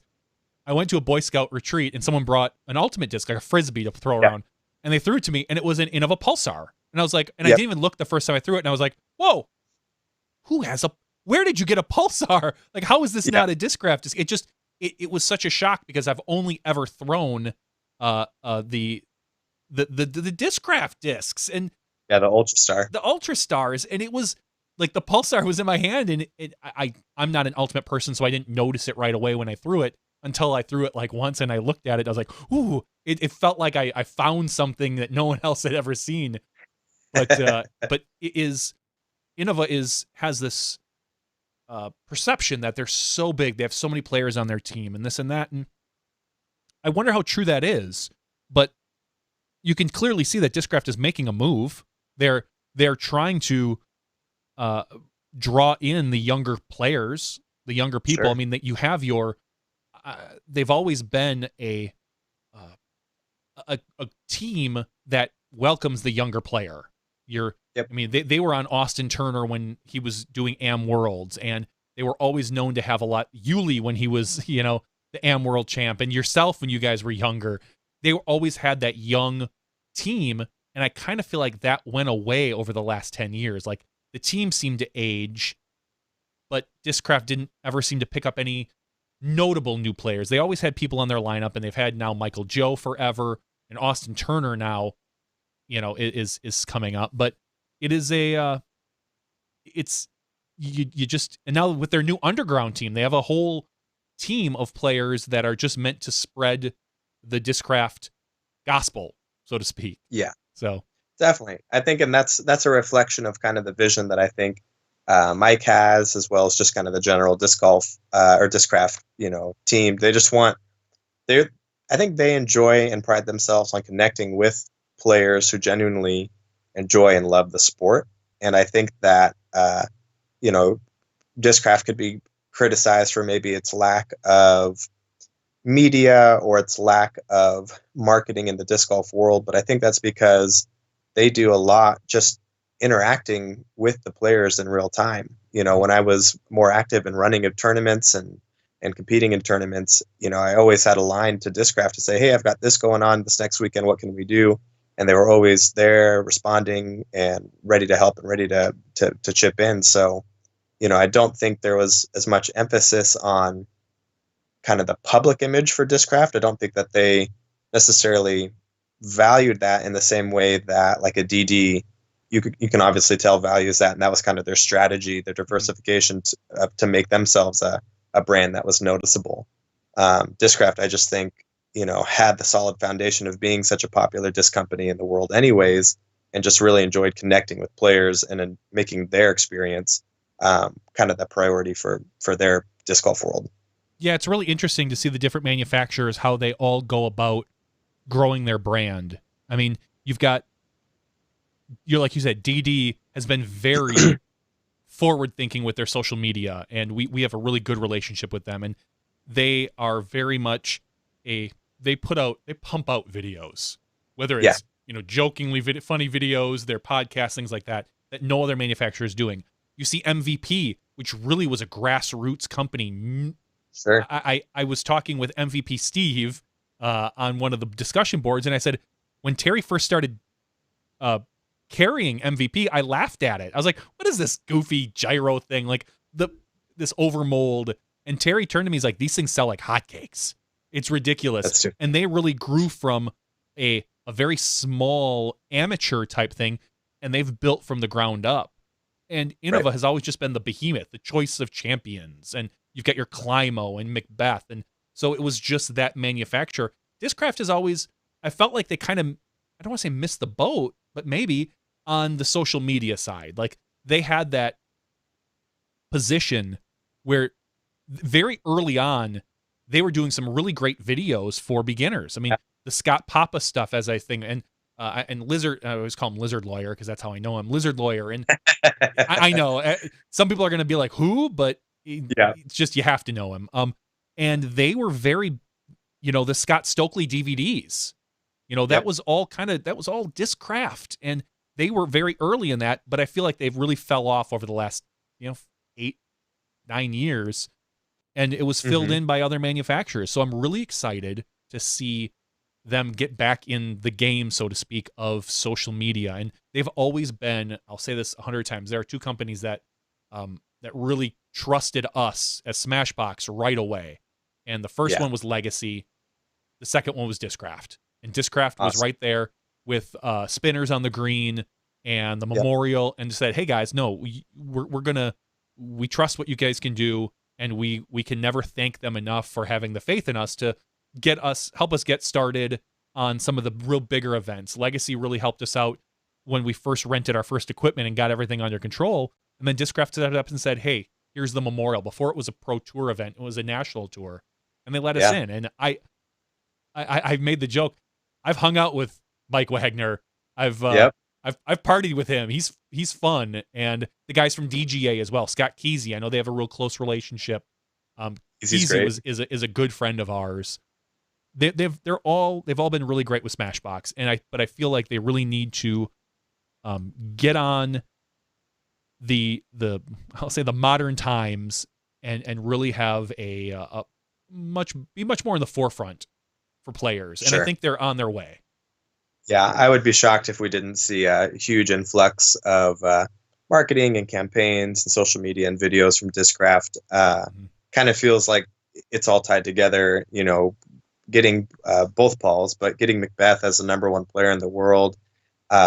And, I'm not speaking as an insider on this, but just seeing the partnership of Paul and Jomez and the fact that it's for Discraft makes me hopeful in the future that Discraft and Jomez have the type of relationship where they're going to say, hey, we expect X number of videos featuring Macbeth this year. We want to see these kind of things happen. And so it seems like a fruitful relationship for all three parties. So, and we get to benefit as the fans of the sport. What would you like to see? Like, what do you think, where do you think that is there an avenue that other manufacturers or anybody for that matter isn't covering, or where do you think Discraft should focus their energy as far as social media? What do you see as being most beneficial for them? Sure. I think if you're gonna if it, like, let's say you just had unlimited budget, unlimited resources, and it was like, let's just do something special this year with Paul and Jomez. I'll just pick them for Sure. you know, And I think ease of I'll stop you. familiarity. I do think that Jomez is very tied to Paul, as they're very close in a relationship, that they get along quite well. I think you are going to see quite a bit with those two entities together. All right. I like shows like the HBO's 24/7 series where, let's follow Paul for a week leading up to the memorial, right? What does that mean for him as a player, the pressure of coming to a new company and the expectation that he's going to perform well and kind of make that statement that, these are great discs, and for a great player, it's a perfect combination, and he's going to be the favorite. So a week of practice rounds, interviews, kind of developing the personal storyline, to me is just as compelling, if not more so, than what actually shakes out on the course. For the competition side of things, I love the drama. I love, watching it on your channel, on Jomez, on Central. But I don't think hardly anybody out there knows who our players are and how they prepare and how they live and what that lifestyle looks like. So to me, that's very compelling. I think I don't know if you've watched it, but for those of you who haven't, last week, no, it was 2 weeks ago, we had Alyssa Van Lannen on, and she is doing a series, tourist disc golf, which is funny because that was the name of a company here in town, with Paige Pierce. And it is very well produced. Give or take the content, I like it. It really shows a quirky side of Paige and of Alyssa, but it is the type of thing that I would love to see. Put someone, I'll just throw Corey Merle out there because I know he works with Central Coast. Put them in a car with Ulibarri for a week, where you don't interact, you just have a camera and you just film, and then it takes you a couple weeks to edit together. And this is a week in the life of this golfer. Really get to know what these guys do, and sit down and get into that. And I think that Alyssa is kind of starting to touch on that a little bit with Paige, but it's less of an in the life. And right now it's still a little bit more fun, interjecting herself into the video, which is fine for what they're doing. But I would like to see a little bit more focused on your day-to-day with a player and learn about the player. I mean, there's so much that people want to know about our pros. Everything from what's in their bag to what's going on with their personal life. There's all this stuff. I mean, just ask Hannah Macbeth about that, and you'll get a very unique answer from her, for sure, about how integrated our fans should be with our players. And I think that is something that is missing in our sport. Yeah, if I were to produce a show, I would love to take a storyline where you have like Nate Sexton, who's an established tour player. He just became team captain for Innova, so there's one storyline. And then you've got somebody on his team like Scott Withers, who has a full-time job, is almost 1030 rated, wins everything in the Northwest, and has the potential to win an NT, as much as anybody, but hasn't quite yet probably performed to his expectation. So it would be great to kind of show disc golfers, the general public, the difference between, like, here's the 1%, here's the Nate Sextons of the world who do this for a living, and then here's the people who are just warriors, like, Scott Withers, who work a full-time job but still find a way to be one of the best players in the world. And then you could maybe even add one more, maybe an amateur, to really round out that storyline, to be like, here's somebody who's new to the sport and just discovering it for the first time. It has no idea that people like Nate even exist. To me, that would be a great way to kind of show both the progress of our sport over the past decade and just kind of the compelling storylines that exist throughout everywhere. What's your dream job in disc golf? Say that someone offers you something and you can just say goodbye to the bank or credit union. And you can just say, all right, cool, I'm going to go do my dream job in disc golf. What is that for you? Well, from a player standpoint, it would be being, on the lead card every tournament. If that was, you're too old for that. Come on, let's do something else. How old are you? You're 31? Yeah, I'll be 32 next month. God, that was perfect. I nailed it. That was a guess. Yes, that was good. Yeah. Hey, right. Nate didn't start touring until he was, or I should say, didn't win a major until he was in his 30s. So, hey, man, I'm just giving you a hard time. Obviously, Paul is 28. He just signed a 4-year deal. We don't expect him to go anywhere anytime soon. So, I truly believe that in our support. Okay, so dream job would be, I looked at the postings on the PDGA, and unfortunately, they're in a range of pay scale that's not compatible with providing for a family. Yeah. 10 years ago, that's something I would have jumped on in a heartbeat. I like the education side. I like instructing disc golf. I like traveling. I like organizing events. I've something not many people maybe know, but I've probably organized and hosted maybe 30 tournaments over my career. So I've done a lot of event organizing and tournament directing in my lifetime. So I think it would be fun to be maybe a consultant or just a part of the PDGA, trying to make high caliber events even more high caliber, and just be out there and a part of the scene. Yeah, I know the PDGA, like you had said, it's unfortunately not conducive to a family living unless you had unless your wife was able to supplement that income. But they are looking for someone to tour around to the different NTs and make sure that the quality, and do all the do a lot of the back end work of flyers, all the stuff, basically. Scoring and product placement, all that good stuff that the PDGA does. And It would be something that would be phenomenal to do, but that is a single man or woman's job, I think, and not so much the family person. Because I know the PGA just opened up, I believe, 2 more positions they were looking for. An IDGC course person. They had obviously the touring part-time, whatever it was. I'm drawing a blank. I should probably just bring it up here on the PDGA website.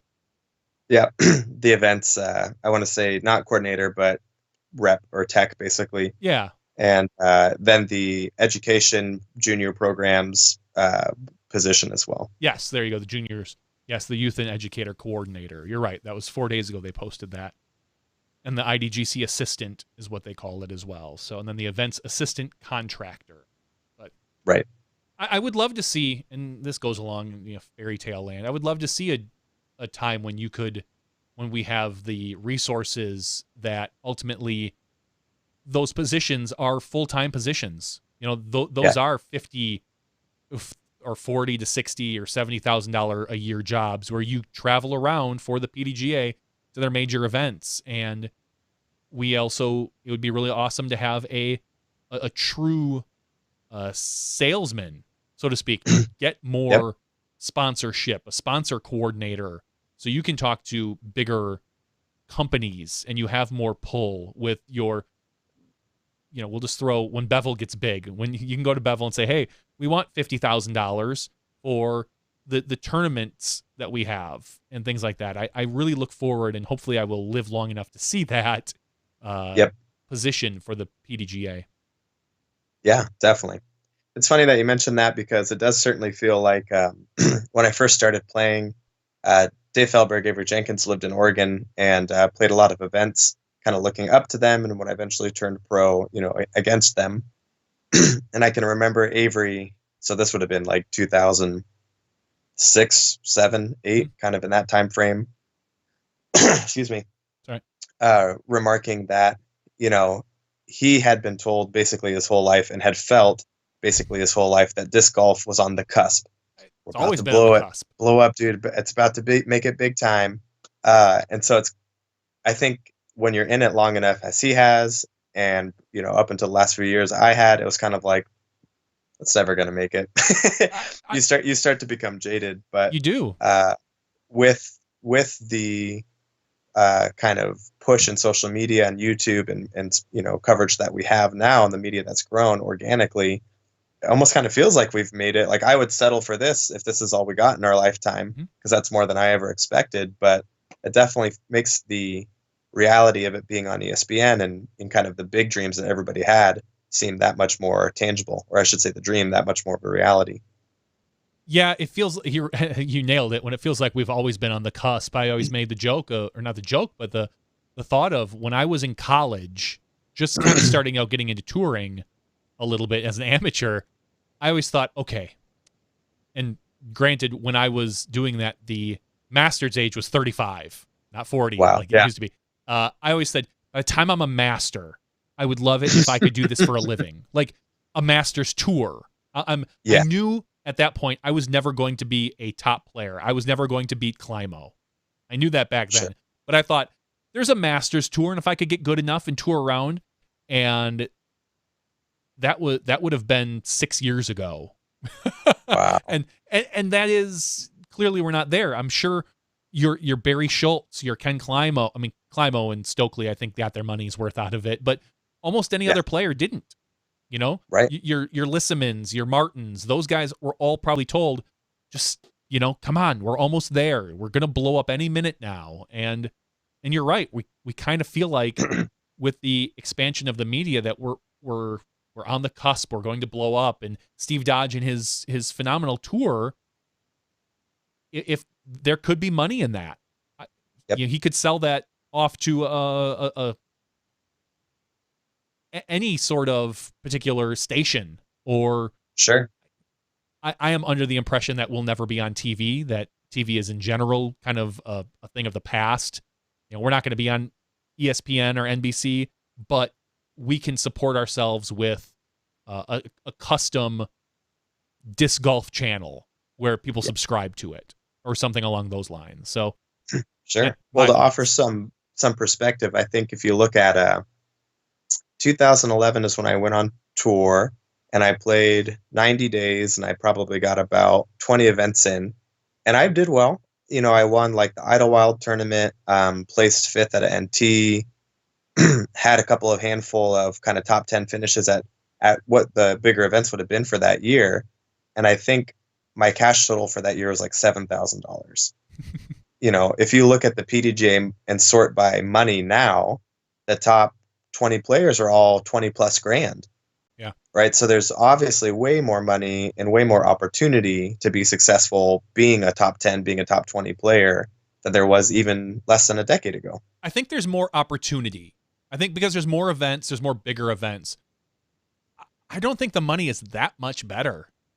It's a little better. I would say this. If you compare I think the Pro Tour has helped push that along. But I mean, look at some of our majors, and I mean, we've seen some of the winners of NTs back in the day. They got like $1,250, right?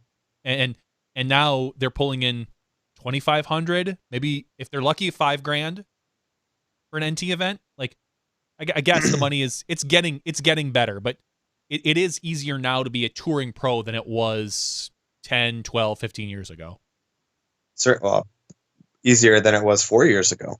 Yeah, 4 years ago even. I'd say it's even more rapid than that, just because look at Macbeth's stat sheet, you know, versus Nico in 2010 and 11, right? So Macbeth doesn't cash for anything less than $1,000 ever, right?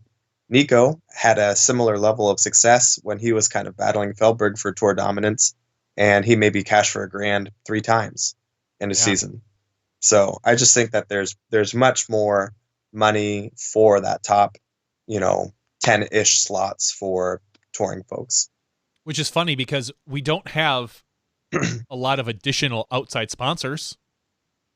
Right. A lot of that is amateurs.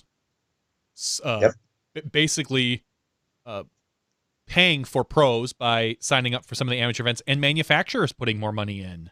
So I wonder where that cap is. Like, at what point do the manufacturers go, it's not worth it? Like, we're giving $10,000 or $20,000, or in the USDGC's case, they're spending $50,000 to $70,000 to run that event. Sure. At what point do the manufacturers say, okay, we're done? Like, this is the most, not done, but this is the most we can put in. And Sure. are we going to hit a plateau unless somebody is able to bring something in from the outside world? Yeah, I'd say that that's true. And I think that that's, honestly, to go back to the Discraft conversation, probably part of the reason why I think you're seeing them jump in now is I think they believe that there is that high side on the new horizon. And I think they want to be really the biggest show in town when it does hit. And I think signing Paul and putting on a 4-year contract, excuse me, and kind of putting your money where your mouth is, so to speak, is really going to help propel into that next level. I would agree. Yeah, they are definitely positioning themselves in a nice spot with the players that they currently have. I mean, there's not a lot of pros that aren't loved. There's not a lot of pros people look at and go, ugh, that guy. You know, you've got your Ricky versus Paul fans, and one maybe doesn't like the other. But when it boils down to it, I've met them both. They're both wonderful people. It's just, you know, it's a Warriors Clippers thing. You know, you're gonna hate the other guy. It's just the way it works. It's sports. For sure. But it's funny, like growing up with Sexton, you know, it's funny seeing his online persona and the online kind of not just love, but he obviously has a great reputation, which is well deserved. But it's funny to see the comments that people on YouTube will put about Sexton, and I go, that jerk never paid me gas money when I drove his ass all around the Northwest for years. You know, like there's obviously a very different experience growing up with someone versus like the persona that they have in the disc golf world. You know, oh yeah, so it's kind of fun. He's your brother. You hate him. Yeah, like you love him to death, but you would strangle him if you had the chance at times. Like I totally get that. He's the insider view is obviously, and especially back then when he was such a no name at the time, where now he has this they call him the everyman champion. You know, he is the guy that everybody loves, and his commentary, and you know, he's very introspective, and he's depreciating, and all these wonderful self-deprecating, and all these other things, and I'm sure you know him as that dude never paid me back for lunch. You know? Oh yeah, well, you know, that was how I learned disc golf, was buying Nate lunch because he was always better than me. So every lesson I got, I paid for. You know. So as the way it should be with young people. Yeah, as it should be, for sure. Oh, that's funny. So what else you got going on, Dion? Like, what are you excited for 2019, whether it's personal or in general for the sport? Yeah, I am you know, just like everybody, waiting to see how it all shakes out with the Disc Golf Pro Tour. I think that that's going to be another avenue for a company, and Steve in particular. He's putting his money where his mouth is, and that he is investing. Sorry, I'm holding my phone because I couldn't find my laptop because we just moved. So arm's starting to get a little tired. We won't be on much longer, don't worry. Yeah. He's another individual who is investing in his own product and benefiting a lot of people along the way. And of course, there was that kind of backlash and, you know, good show of support for the media of disc golf, which is, I think, great to see. But it's going to go one of two ways, right? He's either going to deliver and we're going to go, well, that was the greatest decision Steve Dodge ever made, and we're all better for it. Or he's not, and I think that that's okay too. And then we'll still see, you know, the disc golf media staples that we have now kind of resume those roles, and we try something different down the road. So I'm just excited to see that play out, and you know, change and progress is going to bear results of one nature or another. So I'm excited to see that. Yeah, me too. Obviously, as having my unique perspective. Yes, you're right. Though you're 100%. He's either going to succeed, and no one will. Again, very few people today remember Billy Crump, the Clash DVDs. Oh, yeah.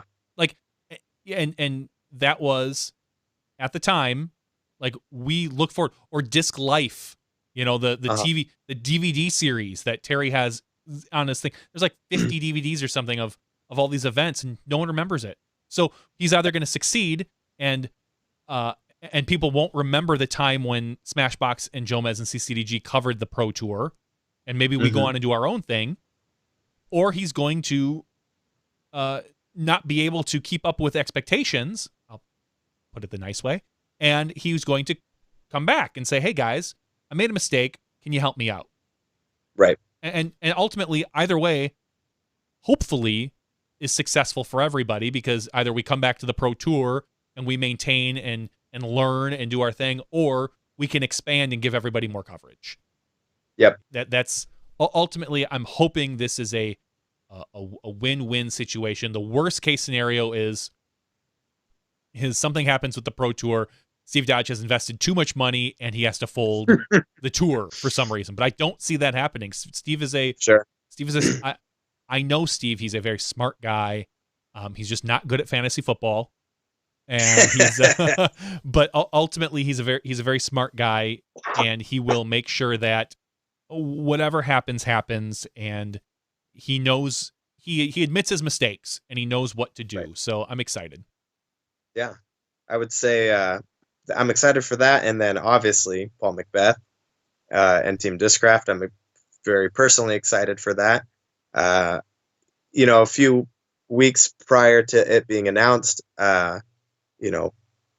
fortunately knowing the people I know, it wasn't a surprise. I don't think anyone was actually surprised by the time it was actually announced. No. But saw the text on my screen, and I just said, nope, no way, not going to happen. If that happens, that's the biggest thing ever to happen in disc golf. Yeah. And as I got more and more corroboration from my crew, I just was sitting in my living room giddy with excitement. My wife is looking at me like, who the heck are you texting? Like, what is going on over there? Who am I texting? Everybody. Yeah. Yeah. So, so that's just the most exciting thing to happen in disc golf in a long time. And I have a prediction. It's a bold one, so hang with me, Johnny. All right. I want to hear some bold predictions for 2019. Paul's going to win a lot of tournaments.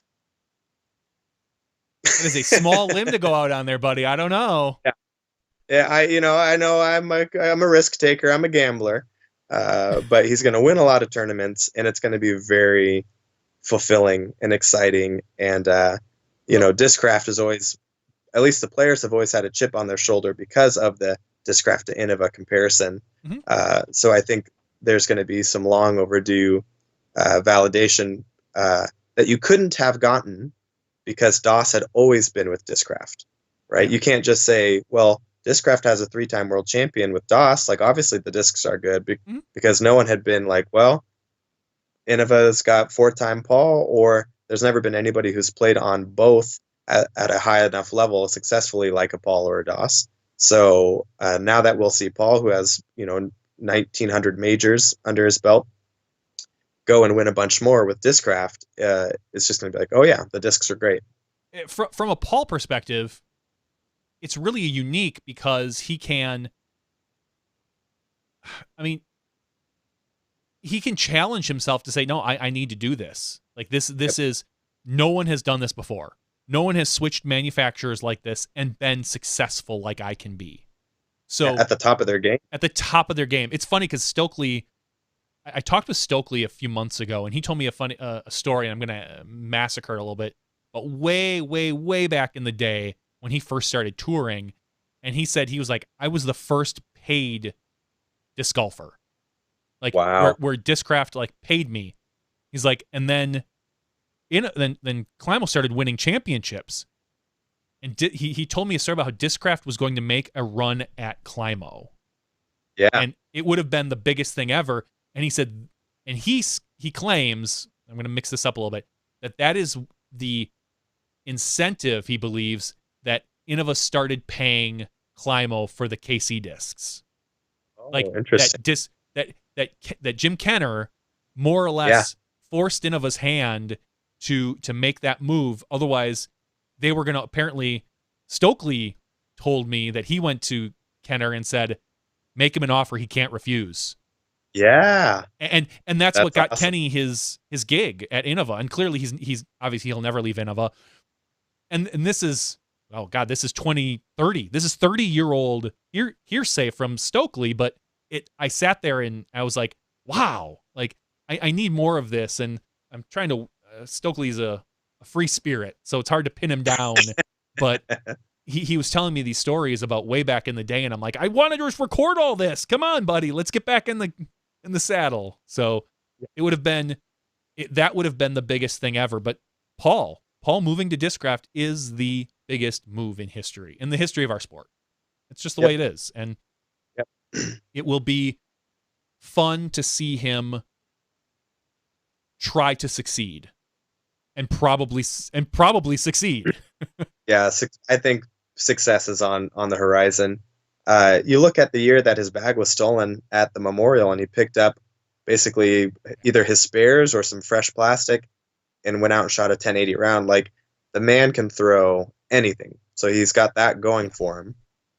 I'm kind of partial to the Discraft lineup myself. I think there are some great discs there. So it's not like he's picking up, some, what was the company that partnered with Gateway for a bit and made some of those wacky discs? Oh, it's not like he's going Quest.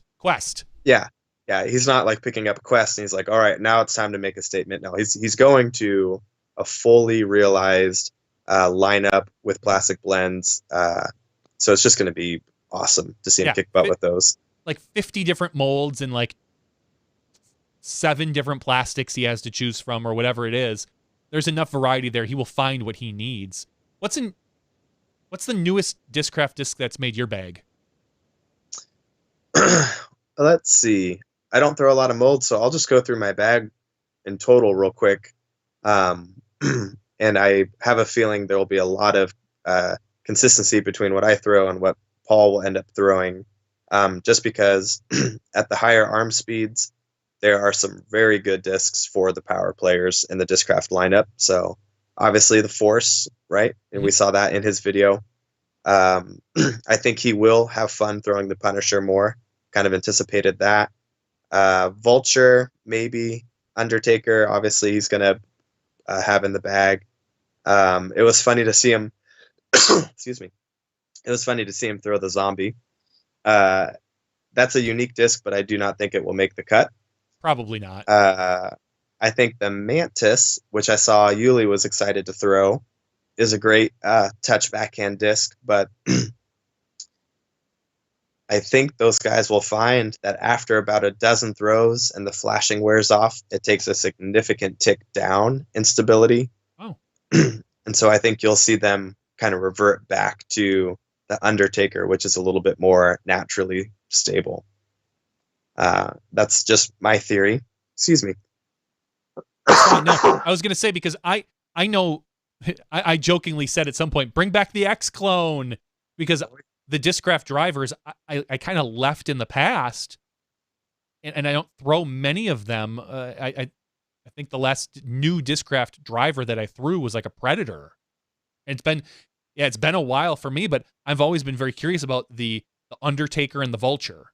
So I'm curious as to what they're going. And my arm speed is way slower than theirs. I mean, I max out at, with a good flex about 400 feet, maybe 415 if I'm lucky with a good wind. But so for what they can do, I'm really curious as to what's going to be in their bag. Yep.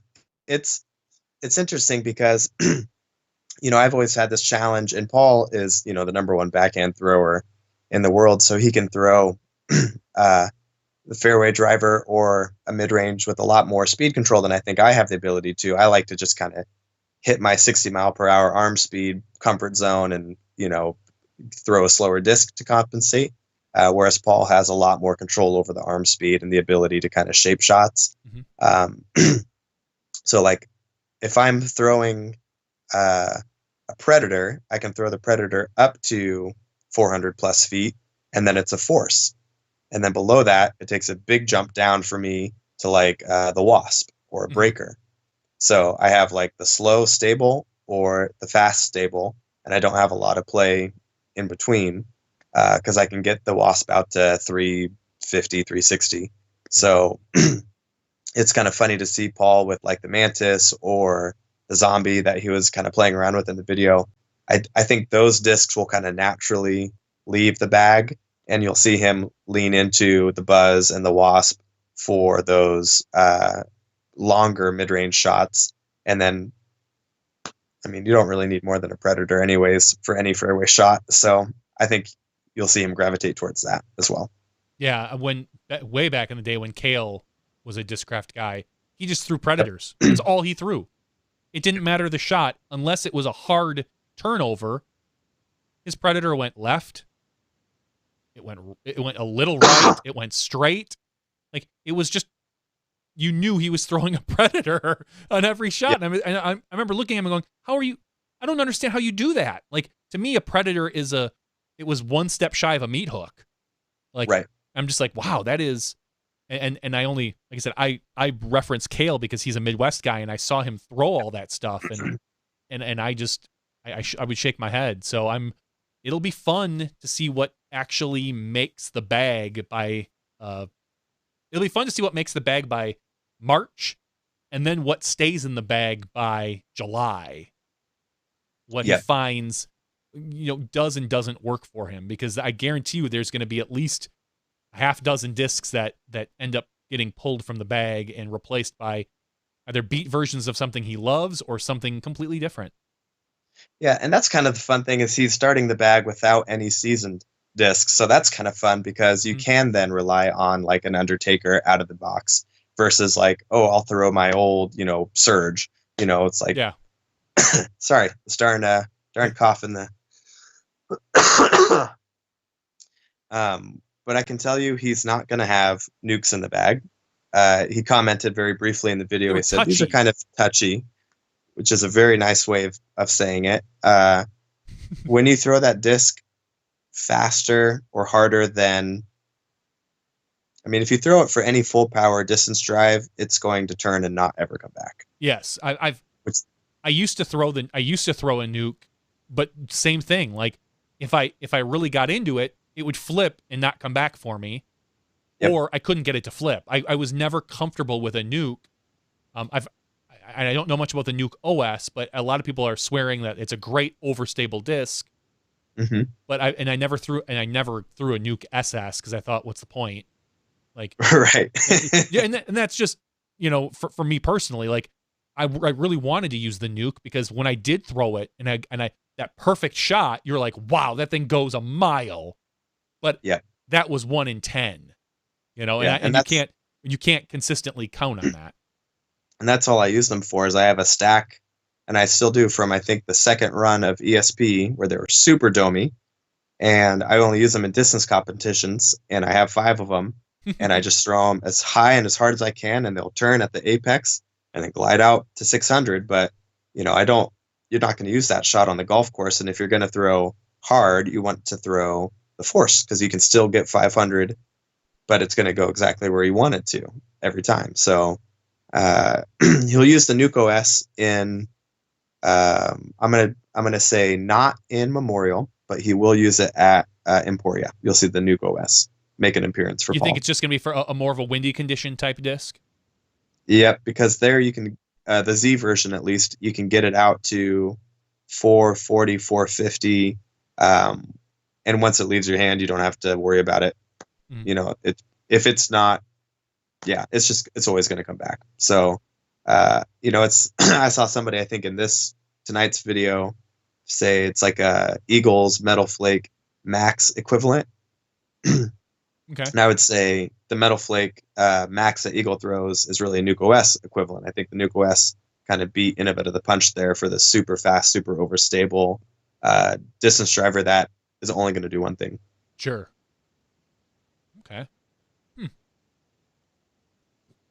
All right. I guess we're going to find out. We'll see what makes the bag and what doesn't. And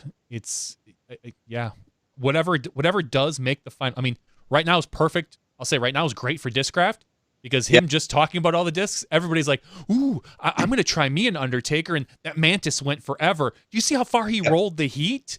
And Yep. And so I imagine the online sellers right now are just licking their chops, getting to sell some of this stuff that's probably been sitting for a while before Paul came because the heat, no one was talking about the heat. Sure. It's a newer disc because we just this past year we got a Discraft commercial about the Heat, but no one was talking about it until everyone watched Paul roll at 600 feet. Yep. And I guarantee you the online manufacturers are licking their chops. Discraft has got to be happy with what's going on right now. And it's open season at least for another couple months, as long as Paul mentions some discs. He could make a social media post in a week and say, wow, I'm really loving the swirly ESP Predator, and they would fly off the shelves. I don't think that exists. I'm gonna call in a favor and have him ask for a TI ringer and just like, hey Paul, just talk about it once so I can get a run. I only need like 10 to last me a lifetime. Just this once, buddy. Like I said, I need to go through my old plastic and start pulling out, because I know I've got some old Forces, some Pulses. Like I said, I've got a stack of first run Buzzes, a couple old Wasps, and a bunch of Z Comets, because I love the Z Comet. And it's I'm hoping that maybe I can make some cash off this, but I doubt it, because I'm like Terry and I'm never going to sell this stuff, because I think someday I'm going to use it.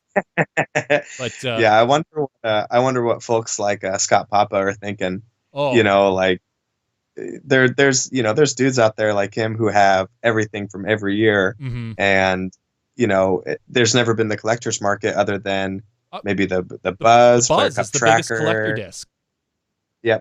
Yep. So it's super exciting now. I don't even know if I have anything all that worthwhile on the Discraft side, because I always just threw over stable stuff. So it's like, well, the Z Predator's been a stable driver for the last decade. So that, it's really not much there, but. Yeah, when I went to the Memorial and I had to throw, I've told the story 2 or 3 times. I played Fountain Hills, and hole 1, I threw 2 discs in the water, both of my stable drivers, whatever I was throwing at the time. and Terry teed off in like an hour. He was following me, and I just handed him money. I said, go buy me 2 of the most stable discs you can, because it was windy, whatever reason. Just go buy me 2 of the most, and he came back with 2 Predators. And I was like, all right, good to go. And that's what I played Fountain Hills with. I think I even lost one of those Predators in the drink, but I just played with the 2 Predators almost the entire round, because it was super consistent. I knew exactly what it was going to do. For me, it wasn't going to go past about 300 feet at the time. And I thought, all right, I'm good to go. Just keep it in the fairway, John. Just keep it in the fairway. That's too funny. I got a story for you. First Memorial I ever played was 2007. And in my final round at, it would have been at Vista, I played with Terry.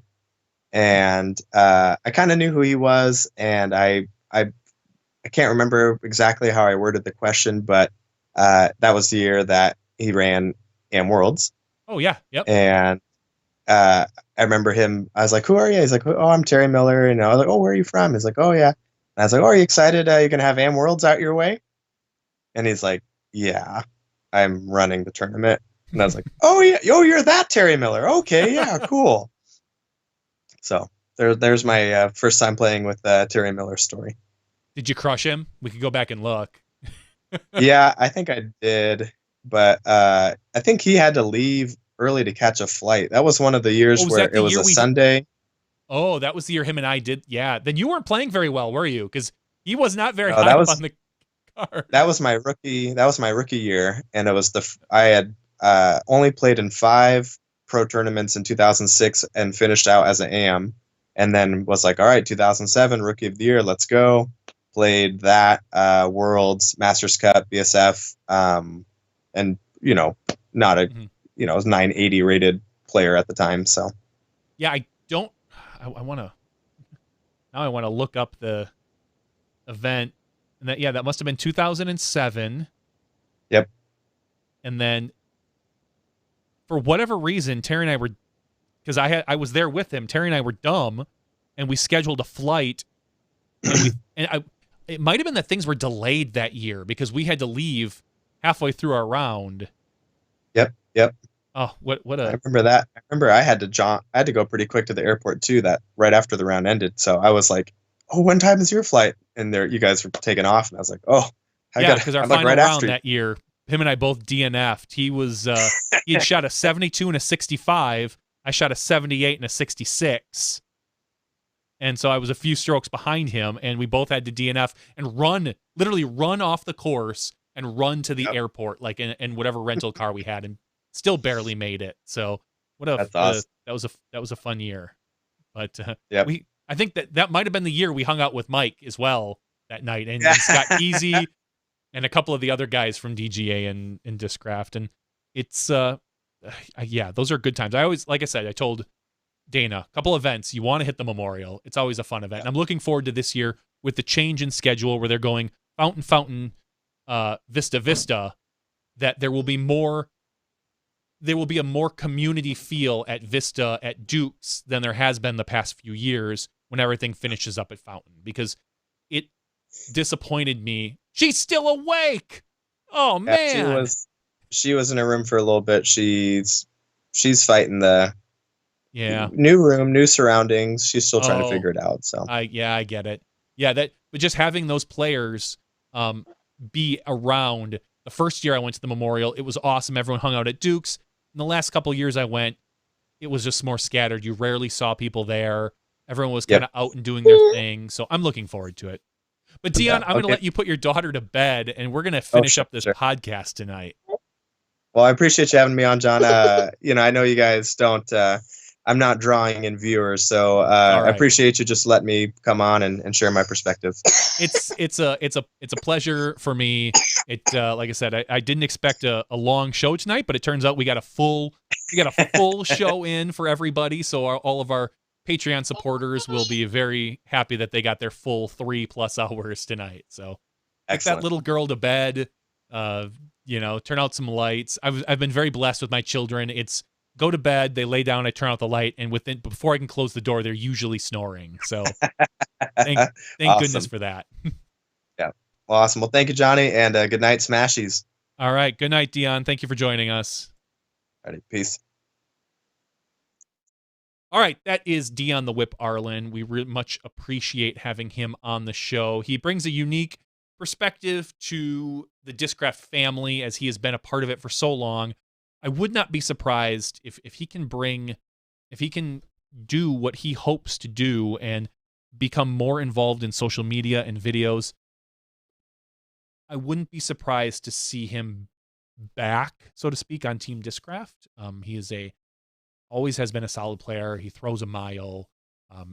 When he's talking about, oh yeah, my Predator, that maxes out at like 450 or 500. Then I got to move up to a Paul's. Far throwing people problems.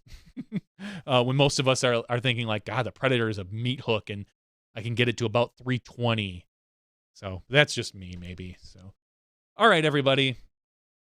I'm going to call it a night. I appreciate everyone joining tonight. I want to thank Dion for the after show, for hopping in. And of course, for those of you listening right now, thanks everybody who joined in the regular show.